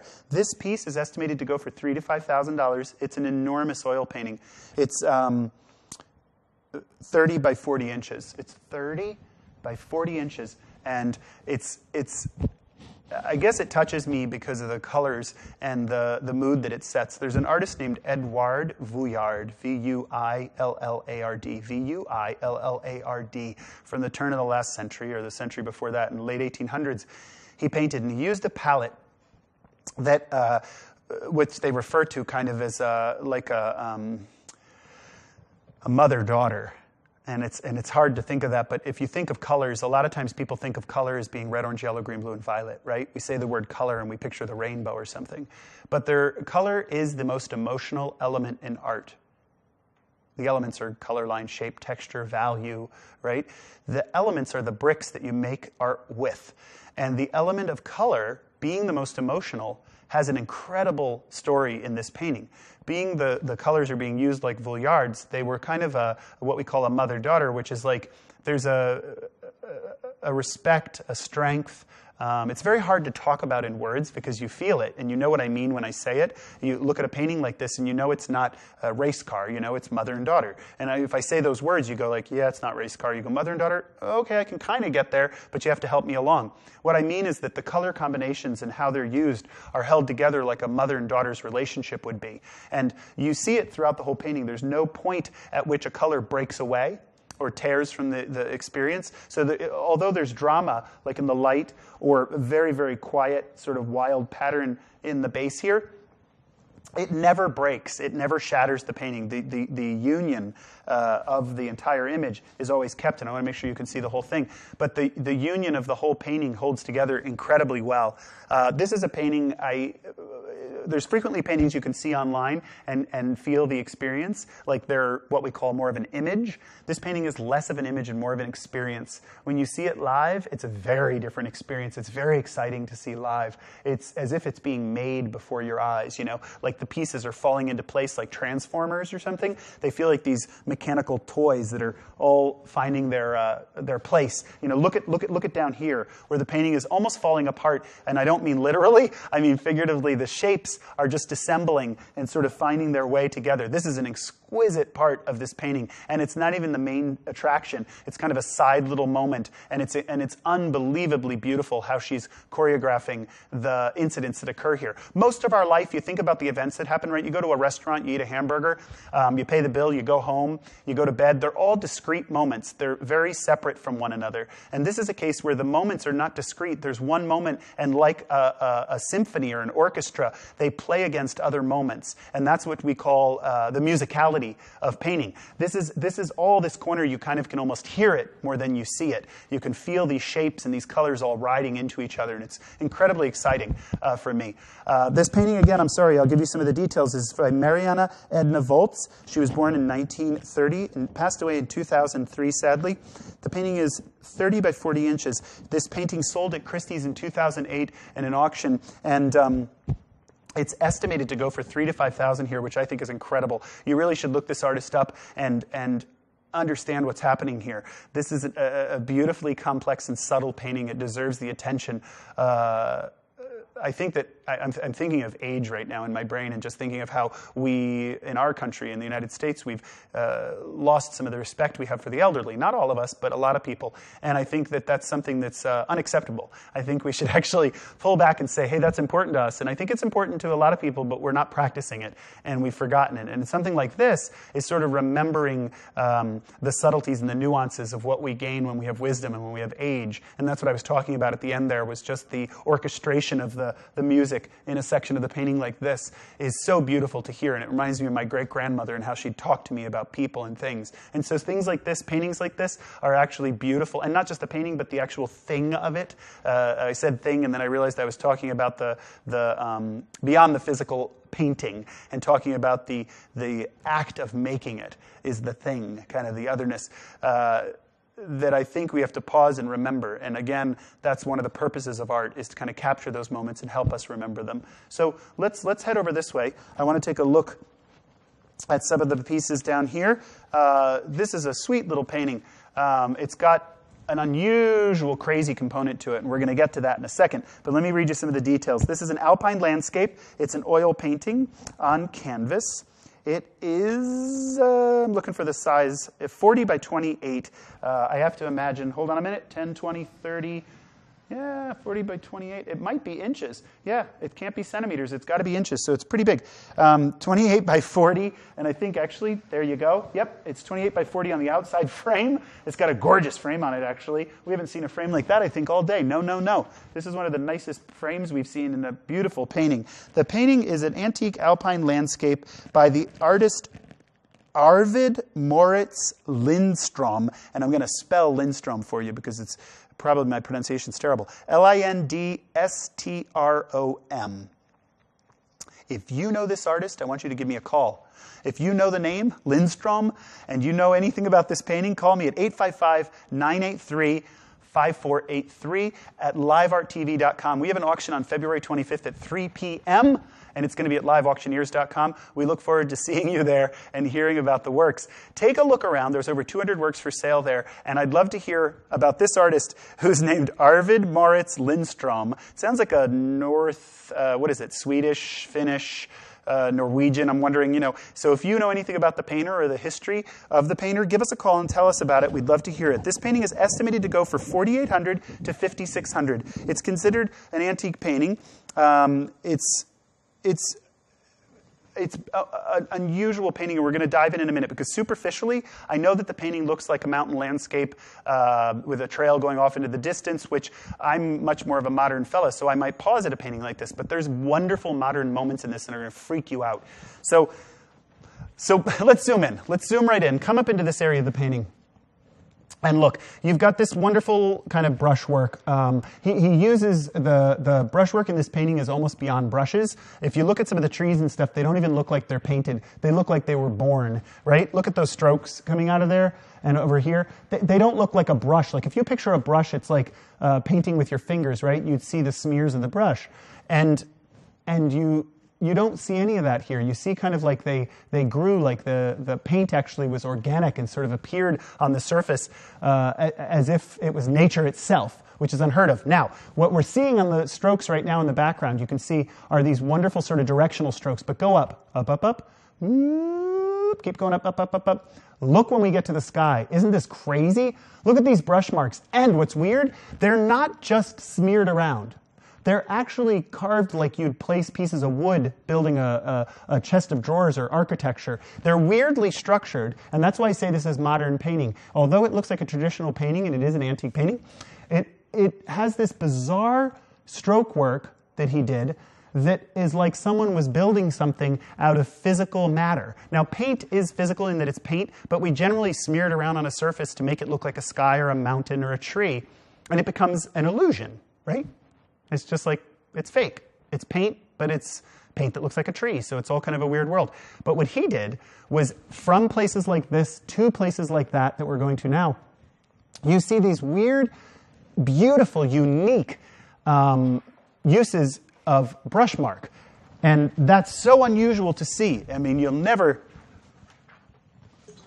I'm drinking water again. And Rich is sharing some things with me, which is very sweet. We got a good team here. Lou's on the camera today, and Rich has been sharing it a bit. They're really helpful, and they're really giving you a show, taking you through these works. It's beautiful to have them, such supportive team. So I thank them, and I thank you all for listening today and joining us on this journey through this painting and through many of these works. So you're down at the bottom of this painting right now. It's kind of quiet, and you've sort of come down to this moment where the field settles. And I guess when I talk about modern versus traditional painting would be something you'd be familiar with from the past, like a landscape. They've been painted for 25,000 years or so. And then you look at something like this, and it looks traditional, but like I said, the brushwork is very unusual and modern. You rarely see brushwork that is so expressive of a wide range of actual physical structures. Like when we paint trees and grass and sky, usually people paint them the same way. So if you look at each section of the painting, normally every section, every material represented is painted the same way. Here, mud looks like mud. Grass looks like grass. Sky is weirdly painted like this building structure. There's these strange structures when I go through this painting and how it was painted, and it's very exciting to see live. Again, I'll give you some details on it. It's painted by Arvid Moritz Lindstrom. It's an alpine landscape, and it's estimated to go for $4,800 to $5,600. You can bid whatever you'd like. We not only look forward to hearing from you at 855-983-5483, but we also like you to share with us your stories and what questions you have and whatever experiences you have when you look at these works. What do they bring up in you? And trust yourself. I know it's me yelling at you, and my dad would say, shut up. I don't need you yelling at me about art, but I get excited about it, and I'm just passionate. And I believe that over the history of teaching art for 22 years, that people don't trust themselves because the world wants to sell you things more than sharing an experience with you, right? So we're selling art, but more than that, we're selling an experience of art. And we're experiencing, this is live art, right? We're called Live Art TV because these are real artists who made these works, and they're real. They have, lives and hearts and careers and experiences that they're trying to share with you. They're not just making pictures, they're recording experiences they have and locking them up for you in these images so that you can share them with your loved ones. They can remind you yourself about what matters to you and what's important to you in life, and that's exciting to me. So I do get revved up, and I think I want you to share with me. So give us a call if you can. Go to livearttv.com. You can ring us at 855-983-5483 and let us know what you're thinking, what you're feeling, and even if you just have an association to something that you're like, gosh, I think about this a lot, or I'm wondering about this, and I don't even know why, call us, and we'll talk to you about it. I would love to talk to you live on TV about what you're experiencing and what questions you have. So thanks so much. Let's take a look. We've got 2 more pictures, and I want you to take the journey with me because the last one is a killer. It's crazy what you're going to see. So this piece is also actually pretty much of a killer, but it's a quieter killer. The last one is a crazy killer. So this is Giorgio de Chirico, and it's from 1969. It is a Gladiators in the Arena, it's called. It's a lithograph in black and white, and it's an edition of 90. And down here is the number. I don't know if we can see it, but it's lot 131, tucked down here. It's on paper. Obviously, it's Gladiators in the Arena, so I don't think it's a big story, actually, as far as the obvious stuff, right? You have gladiators in an arena. But what interests me beyond that is how he painted it, or why he drew it this way. So what he did, which is interesting, is he centered this painting, this image, almost straight onto you. So when you look at it, you're in the center of it, which is weird. Usually when you're in a painting, they put you off to the side or something so you don't feel any implication in being involved. But you're right in the center, and the people that are fighting are also center to you. So you're right here. You're standing just outside of this fight, which is strange. He's about to fight, right, and defend, but he's off to the side. And so you are faced with this one character right here, which is a very strange thing to do in the history of image making, is to make the viewer be confronted by the image. So look at this shield, right? Why is the shield laying there off to the side? Whose shield is that? Is it his shield? Did he drop it? Well, it's available for us, right? If we don't pick that up, what happens, right? Look at the magic in this shield. There's this wonderful line, right? And then there's this kind of curly Q violin-like stroke, right? Why such crazy activity? This activity you can see is kind of slow. This activity is very fast. So the 2 activities cover a wide range of experiences that tell us, pick the shield up. Get the shield, right? Use the shield. Use the spear. There's a spear and a shield sitting here. Get them, pick them up. So when you back out again, you see that this shield is for us. It's for us to get engaged and fight the good fight here and fight this guy. Protect this fellow. He looks like he's a little bit under the weather. He probably needs a little support behind him. It's a buddy system. You don't go deserting somebody. So what this image does, which is very unusual in the history of painting, is it challenges you to jump in, to actually engage in the situation. And don't pause. What's also interesting is Giorgio de Chirico, this artist, again, I can give you some of the specifics. This was a lithograph from 1969. It's black and white in an edition of 90, and it's called Gladiators in the Arena. He was considered one of the fathers of surrealism. This painting is estimated, this lithograph, I keep calling it a painting, this lithograph is estimated to go for $2,500 to $3,500. And what's interesting about surrealism is that they were trying to get inside our heads more. Instead of representing images on the wall that you looked at, they were trying to get you involved in this whole world and wrap you up. And that's what he does beautifully. How he does that is, like I said earlier, he centers the painting so that you are implicated as the viewer, that you can't get away. He also creates incredible shadows and strange constructs, like if you split the painting right here, it's dark right here and light right here. These are extreme visual tropes, odd sort of mechanisms that we use to indicate something is off. Something is very unusual and active, and that's what brings it into the realm of being more of a modern painting, is because of that strange sort of black and white, hard shadow, strange aesthetic. It's not traditional. It's not casual. It's definitely far more of an edgy, moving into the modern world. What's interesting, though, is this is 1969, when a lot of work was still, and still is, representative of more of a traditional kind of tropes. Like, the shadow in the back usually would be more at an angle and be softer. All those things would make the image less forceful and more common to us, more familiar to us, more comfortable to us. That's not the case here at all. So it's very exciting to see something like this live and see it right in my face, asking me, calling me to action, calling us to action, I guess. Anybody who views this would feel the need to get up and defend something. And if you feel there's something worth fighting for nowadays, something that you care about, this is a great image to represent that notion of not giving up, not giving in for anything, but fighting like hay, and trying to get something to happen the way that you picture it happening, that you want it to happen, which would be in the direction of your beliefs, the things that you think that matter. So thanks for listening. We're at livearttv.com. We're going to be having an auction on February 25th at 3 p.m. at liveauctioneers.com. You can find us there in either place. You can also give us a call. We are at 855-983-5483, and we look forward to hearing from you. We also have an appraiser on call, Diane Harms. You can call her at any time. Drop her a line.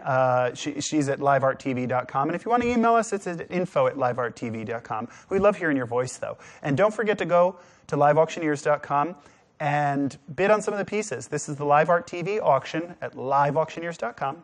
liveauctioneers.com. Go to livearttv.com, or Live Art TV, and find the auction that's happening on February 25th at 3 p.m. You can bid now. You can start bidding now. It'll be live and in action on February 25th, Sunday, 3 p.m. We look forward to seeing you there. Okay? You ready to take a look at this painting? Come over here. Or do you want to loop back? Oh, I'll loop back. Come on over this way. Now, these are works. Did you hang anyone up other than this one? Just that. Pantaleone? So Ideo Pantaleone, this is an unusual work. We talked about this a little bit ago, and it was fascinating. But this is from 1977. It's lot number 135 online at the auction. This is at a time in his life when, early in his life, he did things that were what we call concrete art in the 50s and stuff, which is about geometric abstraction and things being what they are. Like if you make a red mark, it's about a red mark. It's not a red mark that means it's an apple. It means a red mark is a red mark. And so this was a very concrete thing. In this image, he's doing the same thing in essence, but he's doing it from a different perspective. Most paintings that you look at in the world, almost all of them, are seen from the point of view of you being a human. I know that sounds weird. But you're a human, meaning very few humans are taller than, say, 7 feet, 8 feet. We could go up to 9. I could get to 10, and then we start excusing everybody from that category. And all of us basically stand on our feet. We don't float. And we are upright, right? And we're on the earth. Most of us are on the planet. I don't know of any other humans elsewhere. But when you look at a painting like this, my point is, this is not a painting from the view of the earth. This is not a painting of a physical person. It's a painting of like a bird or a dream. It's like something other than the physical world. And what I mean is, we could call this dinner party. It's like a conversation. There's these plates, right, on the table. And so it's a view from above. And then you start wondering what's happening inside this world, right? There's some other people or activities going on at the table. There's some color combinations that are sort of unusual and dreamy. Burgundies, blues, greens, it's all sprayed. And it's on a very, very tough cotton canvas that's like a jute. It's got a great texture to it. But look at some of the strange connections here. Generally blue to blue. Our brain will go from blue to blue. So you're looking at this otherworldly dinner, right? This weird dinner plate. And then you have this weird sort of overlap connection of blues and greens. But the blue to blue, You go blue to blue, you go red to red. So you make these connections in your mind, making associations, as if maybe this is two different people and they're talking, or two different people having a conversation, or something's happening. But you see relationships is the point. And so the relationships, I'm going to scoot to the other side. The relationships make kind of a conversation. When you don't have any words to the piece, you think, how does somebody get it to talk, get it to move or resonate? And so this strange piece is like you're floating above it, and you're looking down on this dinner, and you think, what being actually floats above something? And I think I have to connect one piece of his history, which I haven't yet in my head, is if he's doing concrete work, which is about abstraction being real, I can connect it in that he made an abstraction of something that I could refer to as a dinner party, but then I have to remove kind of the reality of the physical and just think of the reality of paint for a minute. What did he do to create a painting of this overview and make it real? And I think it's along the lines of, I'm getting a vision of if you imagine a dinner party, the reality is your imagination is real. But that's confusing because we think it's in my head. It's not real. Real is something that's physical and outside, but real is inside too. So what I realized he did is he made a picture of the reality of how you think about something, how you imagine something. So this is, again, it's like a dinner party, but it's like an alien dinner party, It's something that you can only imagine in your head. It's something you can't physically picture existing. And here he's brought it out in a way that you can feel it and sense it and understand the reality of something that's just a thought. I mean, look how ethereal this painting is, right? Everything's just floating and hardly there, right? This is a beautiful dream that you're on. Again, this piece is going to be at our auction in livearttv.com, February 25th, 3 p.m. Take a look online. There's over 200 works, and you can actually take a closer look at some of the pieces, but you're getting a good view today. You're getting a really good view, actually. So enjoy it. It's curated live. livearttv.com. Thanks for visiting. Let's take a look over that way. Let's zoom over here a little bit and see what we can find on our adventures. I see a carpet here I'd actually like to talk about. What is this? This is oh, wait a minute. Oh, this is a great piece. This is a Zelker antique carpet. This Caucasian-style Cossack carpet hauls from Russia. It is woven by hand and dyed with natural oils or dyes. It is measuring 78¼ inches by 54¼ inches. It's estimated to go for $3,200 to $3,800. Now, this is a Kazakh-style carpet. Look at some of the details. It's interesting to me in that you find these pieces were hand-woven, beautifully woven, and organically woven. There was no plan when the artists made these pieces. They actually were discovering it as they went along. So they would think of things in their world like a river or a starry night or something, and then they would think, how do I represent that it makes sense to other people? And they would try to put it together so that people would have a kind of a bell ringing, like a memory ringing, so that they were able to go, hey, wait a minute, I know what that is. That's the stars, but they don't have to represent it. They just kind of allude to it. They share it with you like a lover shares a poem. They don't have to tell you every word of what they feel. They kind of give you an idea and you get a sense, you feel it. And that's what they did in these pieces. These pieces were also very organic in the way that they were designed. When I say that the patterns were sort of inspired from within, but then how they physically wove them, you'll find a lot of nuances in them when you go around. Something that seems like it's the same thing happening over and over, like a star or whatnot, actually has all sorts of unique qualities to it where you see what we think of as the humanity, not the mechanical, but the human nature of people. You can see it, all through this strip in here, where each shape is slightly different than the shape above it or below it as they go down, because they're actually humans making them, not machines. So they have a very unique quality to them, which is, hand wrought. And we lose this nowadays. We forget that it exists. But these are all very important to us at livearttv.com is the fact that these things are made by humans. Every piece of work we present is not machine-made, but human-made. And that's why it's livearttv.com. It's not only live coming to you on your television at home, but it's also the works themselves that we pick all represent what's important to us, which is humanity. Look at the colors in this. They're just spectacular. These are all natural dyes, not chemical.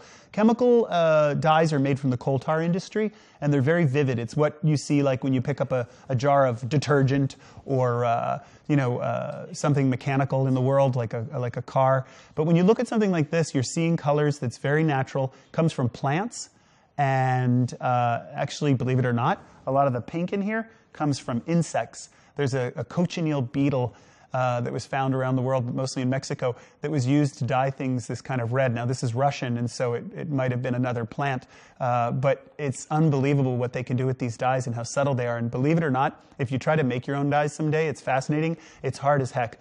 You try to mix things up, and it looks great, and you get a good red, and then you go to put it into cotton, like a T-shirt, or dye something, and it disappears the next day, or it turns brown. It's red, cherry red, and then it turns to like mud brown. And so to get colors this vivid and subtle at the same time is really kind of exquisite. You're seeing a rare combination of natural dyeing.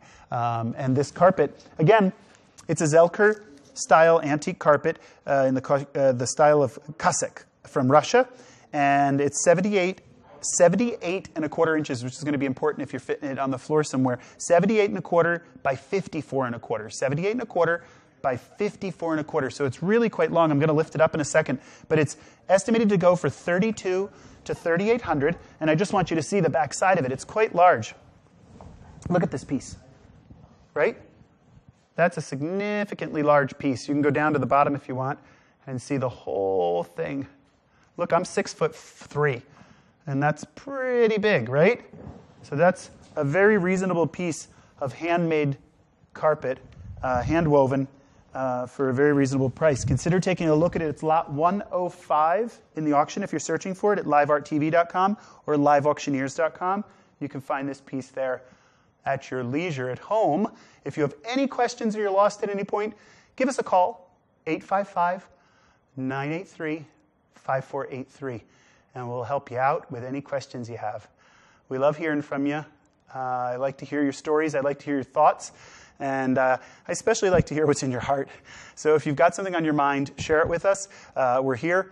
I don't care how big or small it is. If it's just a question you have or something that's even a free association, like you're just remembering something you don't know why, talk to us. Let us know what you're thinking so that we can help you connect to the piece and understand it, okay? That's what art's about, is making that human connection. So make it with us. Here at livearttv.com, we look forward to hearing from you. We're going to move around. I think I'm going to zoom all the way to the other side of the room.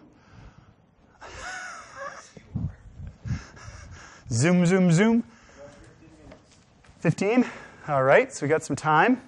There's two pieces I want to discuss with you. Dago did this piece called Flirt Skirt. We've discussed this artist earlier. If you ever look at him online, there's another show that we did that was exclusively on his work, India Dago. Take a look online. They're a significant and complex body of work. It's hard to describe here with one piece, but he basically takes you on this tour of the relationship between men and women in a really unusual way, and how women are represented in society and how they represent themselves in society. And it's something you have to go visit. It's hard to describe the whole story right now, but we'll talk about this one piece. The women in his images, rarely, I don't think they ever show their face. It's a Muslim country. They keep things more private, and he has them smear themselves in muds and things to kind of cover the body. And this woman is not covered at all except for the skirt, but she has this smear on her body. And she's in a situation where it's he named the piece Flirt Skirt, but it's this notion that like there's a friendly, flirtatious nature to it. But she's also her hips jacked up, her arms on her hip akimbo, style, and she's saying to you what, like, I dare you, in essence, like, to take a look. She's wearing a fire yellow skirt, and it has all these unique beads on it. The women generally pick the beads out themselves that represent whatever aspect of themselves they want to portray. And in this case, everything is pretty obvious to me about her body, the strength of her body, the linearity of this leg right in the center of the painting is broken by this contrapposto. You can't see the other half of the contrapposto, but it's a situation where the hips go one way and the shoulders go the other, and you can feel it in the curve of her torso here, so that you go from one place to the other like that. Means that she's in repose. She's relaxing. Even though she has her arm up, which is a little defensive and sort of holding you tight, she's relaxing. And because she's centered on the painting, the image right here, this leg, the image is basically, for me, it's about this strength that she exhibits right here. The rest of it, sort of the casualness of this, or the leg off to the side, doesn't mean as much as the strength through the center. And the fact that that strength is broken is kind of very important to me, that there's like it's like a release, a giving in to things, allowing things to happen. So this piece is pretty straightforward of celebration and a little bit of a perky flirt skirt, but the next piece is crazy. It's an extensively crazy journey, and we're going to go on it together. Take a look at this massive piece over here, and let me get to the details on it for you. You're not going to believe this. This is a piece called Augerweiden, Feast for the Eyes from 1972. It's an original painting on hard plastic. Augenweiden, Feast for the Eyes, 1972, original painting on plastic. It is 48 inches high. That's 4 feet high. You can see I'm 6'3", and it's 110.5 inches. It's estimated to go for $15,000 to $20,000, and it is massive. It's quite a huge painting, wide. And wait till you get into this painting. We're probably, let me jump to the other side because I'm going to want to take you on a journey. First, let's look at the whole painting for a second and pause for a second. There's heaven and hell in this painting. You have this massive globe in the background that's kind of like this rainbow bubble. And then it goes all the way over to a point where on the far right side you have all the way down here this hellish world with demons and whatnot, and we'll get inside it in a second. And then along the way, you have these kind of cool, bizarre, sort of otherworldly, underworldly things. Trees are becoming rocks. Land is becoming bears. Land is becoming air. And there's a moment, if you go over this way, where the land just dissolves into thin air in the distance and disappears. I mean, look, the land becomes sky.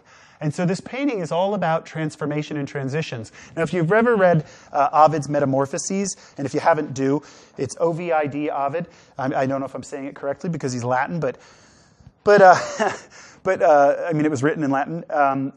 Look at his work and think about the dreams and the weird fantasies that happened there. The transformations were about humans kind of becoming other animals. So you have things like this dream down here of a devil creature, horned, right, in this world of other creatures sort of transforming. So the fire that you saw earlier is now kind of a gorilla man.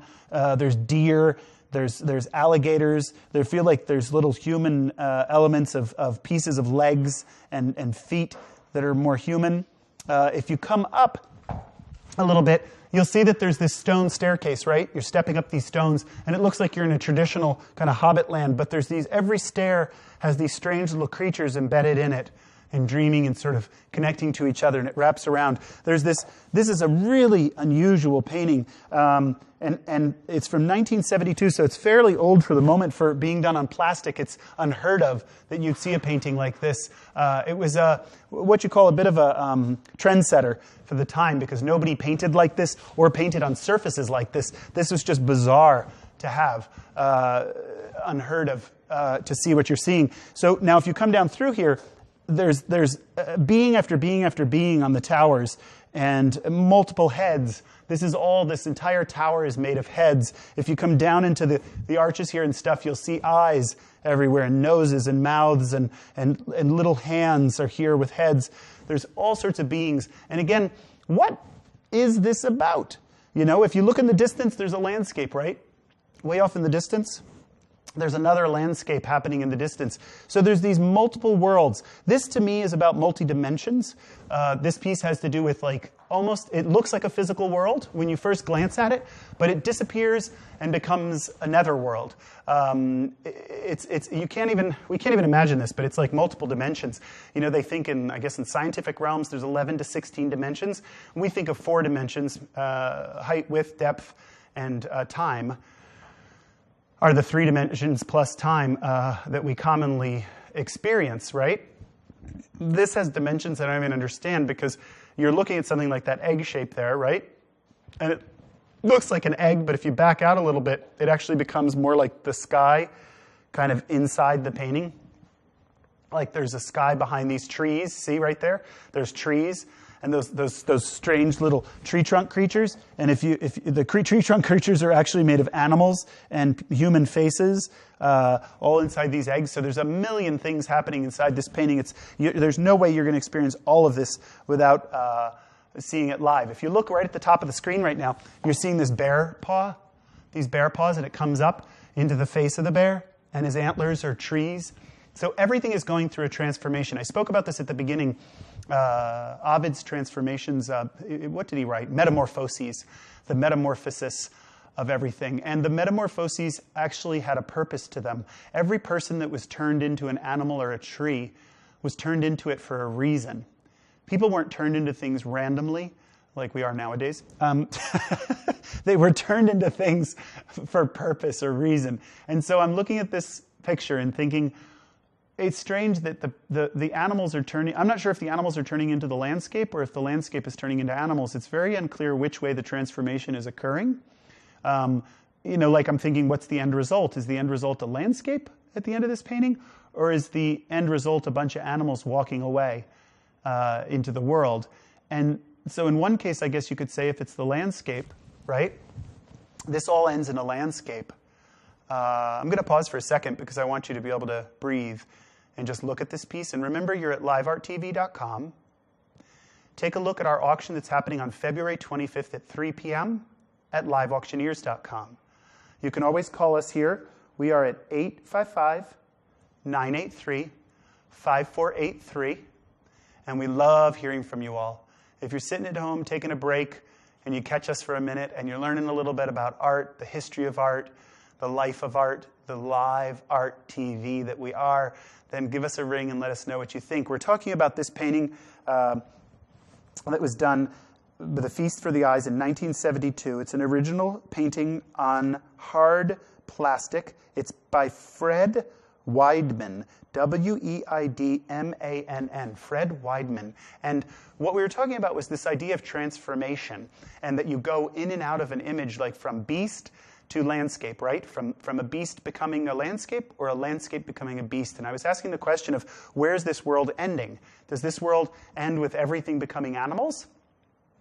Or does this world end with everything becoming land and landforms? And the reason I ask this is because it seems like it's one way or the other. It doesn't feel like it's going to break up and be a bunch of animals in a landscape. It feels like it's going to be all land or all animals in the end. And so it's pretty extreme in the dream. And when you backed way out now, we can see the whole dream.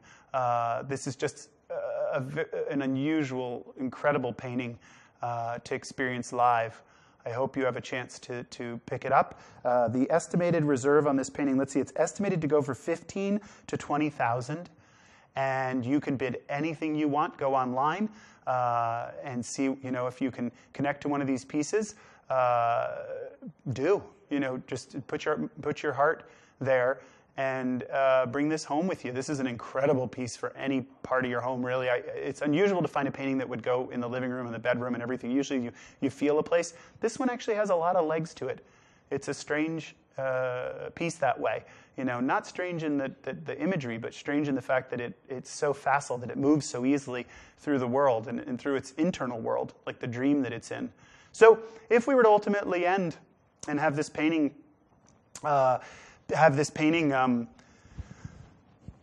in my home, I think I would end on the note that the plants and the animals find some type of resolution where they live together, and that there's a massive sense of harmony. So let's move around. Let's take a look. We're going to do one more painting, I think, and let's go over here.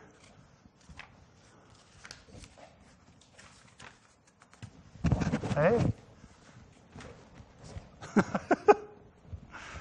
Let's take a look at this. This is by Sophie Rolstler, 1894. Now, it's rare to find a female artist from 1894. Almost every artist that was working during this time had to, if she was a woman, she had to dress up as a man to be allowed to actually physically paint, because they would, they didn't think it was appropriate for women to paint, believe it or not. And so they kept them out of the whole scene. And that's why most of the artists were male in the history of art. But there were some women who broke through, and Sophie Rolstler from 1894 was one of those artists who actually broke out and told her own story and what she cared about. So this painting, which is lot 158, means you can find it at liveauctioneers.com at lot 158 under Live Art TV Auction, which is happening there. You can also go to livearttv.com. You can also email us if you want at info@livearttv.com. And lastly, you can call us at 855-983-5483 and say hello to us. Ask us any of the questions you have. Feel free to bid at your leisure at home.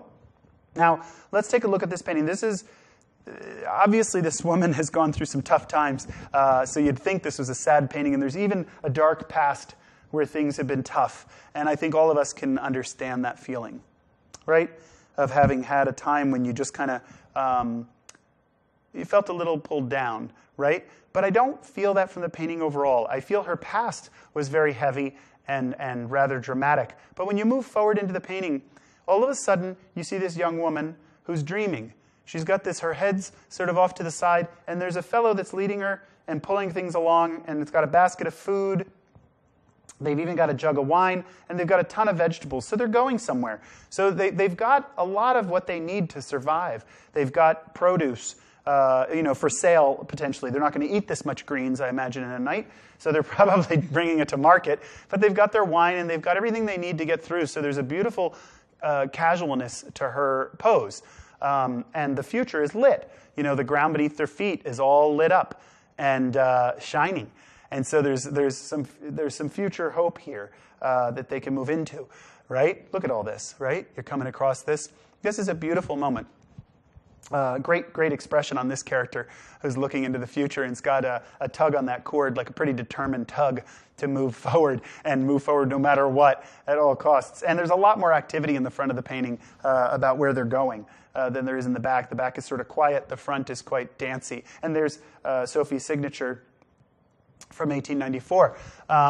This is a painting. I believe it's canvas, but it's canvas. It's quite durable. It's got a beautiful mounting and frame, and it's surprisingly old. Like, it's to see that it's from 1894. It's in such good condition that you wouldn't believe it. That it's stuck around that long. This piece has an unusual characteristic I want to zoom into in here, right in here. We talked a little bit about brushstrokes earlier and what they mean. Zoom right into that area right there. Come up under her, top of her chest. Thank you. Thank you. Then you see all this wonderful marks in here, right? Look at this. It doesn't make sense at first glance. There's such a wild sort of array of marks that you think, how does somebody do something like this and indicate that it's a shoulder or that it's a chest coming down into a wine bottle? But there's this wild activity, and I think it's indicative of what the painting is about. The painting is about, starting a new life, getting a journey, going off into the future. It's about challenging the past and determinately, deciding you're going forward. You're not going to settle for the past. There's a kind of unusual mix of moments here, which is interesting. If you like East Asian art, which is more linear and about shape, this painting has a lot of those qualities, which is unusual for the 1800s in the Western world. You see how every shape is sort of very delineated and clearly indicated? You can see almost every shape in the painting. That's very unusual for this period. And in the East, in Eastern paintings, it was much more common. And so you'd see something where you could clearly make out the distinct shapes and what each one was what it represented, like a rock or a sky. And that's not seen that often in Western art. And so I find it fascinating that this artist chose to do this. And I wonder if it's also because she challenged the norm of the times, being that she was a woman. And I know for a fact that she wasn't celebrated to paint at that time, that she had to do it out of her sheer will and spirit to paint something this dramatic and hopeful. This is an incredibly hopeful painting about the future and joining the future. And so this is a piece, definitely a piece to celebrate your life and put in a living room or somewhere very important in your home. This is on livearttv.com. This piece will be at an auction at liveauctioneers.com on February 25th at 3 p.m. And I look forward to you taking a peek there. Giving us a call at 855-983-5483 if you get a chance. And share with us your stories. Tell us what you experienced. Think of times in your life when you've had this urge, this drive to go off into an adventure, especially when we're younger, when we're in our 20s and stuff. We all take all these adventures and then we forget about them. And then we come back to them later in life. So get your adventure spirit on. Think about what you're excited about and tell us a story of one of the adventures you've gone on recently. And if you didn't get a chance to go out on your own physically, think about what you've been doing in your head. What things have you been excited about that you want to share with us, that you want to tell us the stories of, and give us a call. You can find us at livearttv.com. That's the easiest place to find us. You can write us an email there. You can call us. You can also go to the auction we're having on February 25th at 3 p.m. We want to hear what you're thinking about and what you're dreaming about. And so bring it to us and share with us so we can share it with our crowd here and tell us some stories. We have a live appraiser online also. Her name is Diane Harms. She can talk to you about the different values of the paintings and what things you've looked at today. The auction has over 200 pieces in it. We've probably looked at, I'd guesstimate 15 to 20 today, but you've got a whole bunch more to look at on there, and you can make bids. You can actually engage with us to ask us questions about the pieces. You can research them a little bit to find out what you can about them. But live art, one of the most important things about it for me is that you interact with us and that we get to hear what your stories are, but it's also that it's live art. You're not going to find copies. You're not going to find replicas. You're not going to find, 17 of these in the world. There's one of each of these pieces in the world. And that's pretty significant that they're unique pieces. And that doesn't happen that often in the world anymore, and people don't realize that most of what you see, most of what you've bought in your life has been a manufactured item that happens all over the place, like a vacuum cleaner. You spend, a couple $100s on a vacuum cleaner, and people have thousands of them, millions of them are made. Each one of these is one, and you can pick up artworks from anywhere from hundreds to possibly thousands of dollars. They're very reasonable pieces, and we look forward to hearing you talk to us about them, share your experiences online. Find us at the auction this February 25th, Sunday, February 25th at 3 p.m., liveauctioneers.com. We look forward to seeing you. My name is Thomas Bosket. If you have any questions, give us a ring. Someone can talk to you online and give you some help with your questions. Is there anything you wanted to go back to, I wonder? Let me see if there's anything. And then no, we're good. Thank you so much for your time. Be good. Have a good day.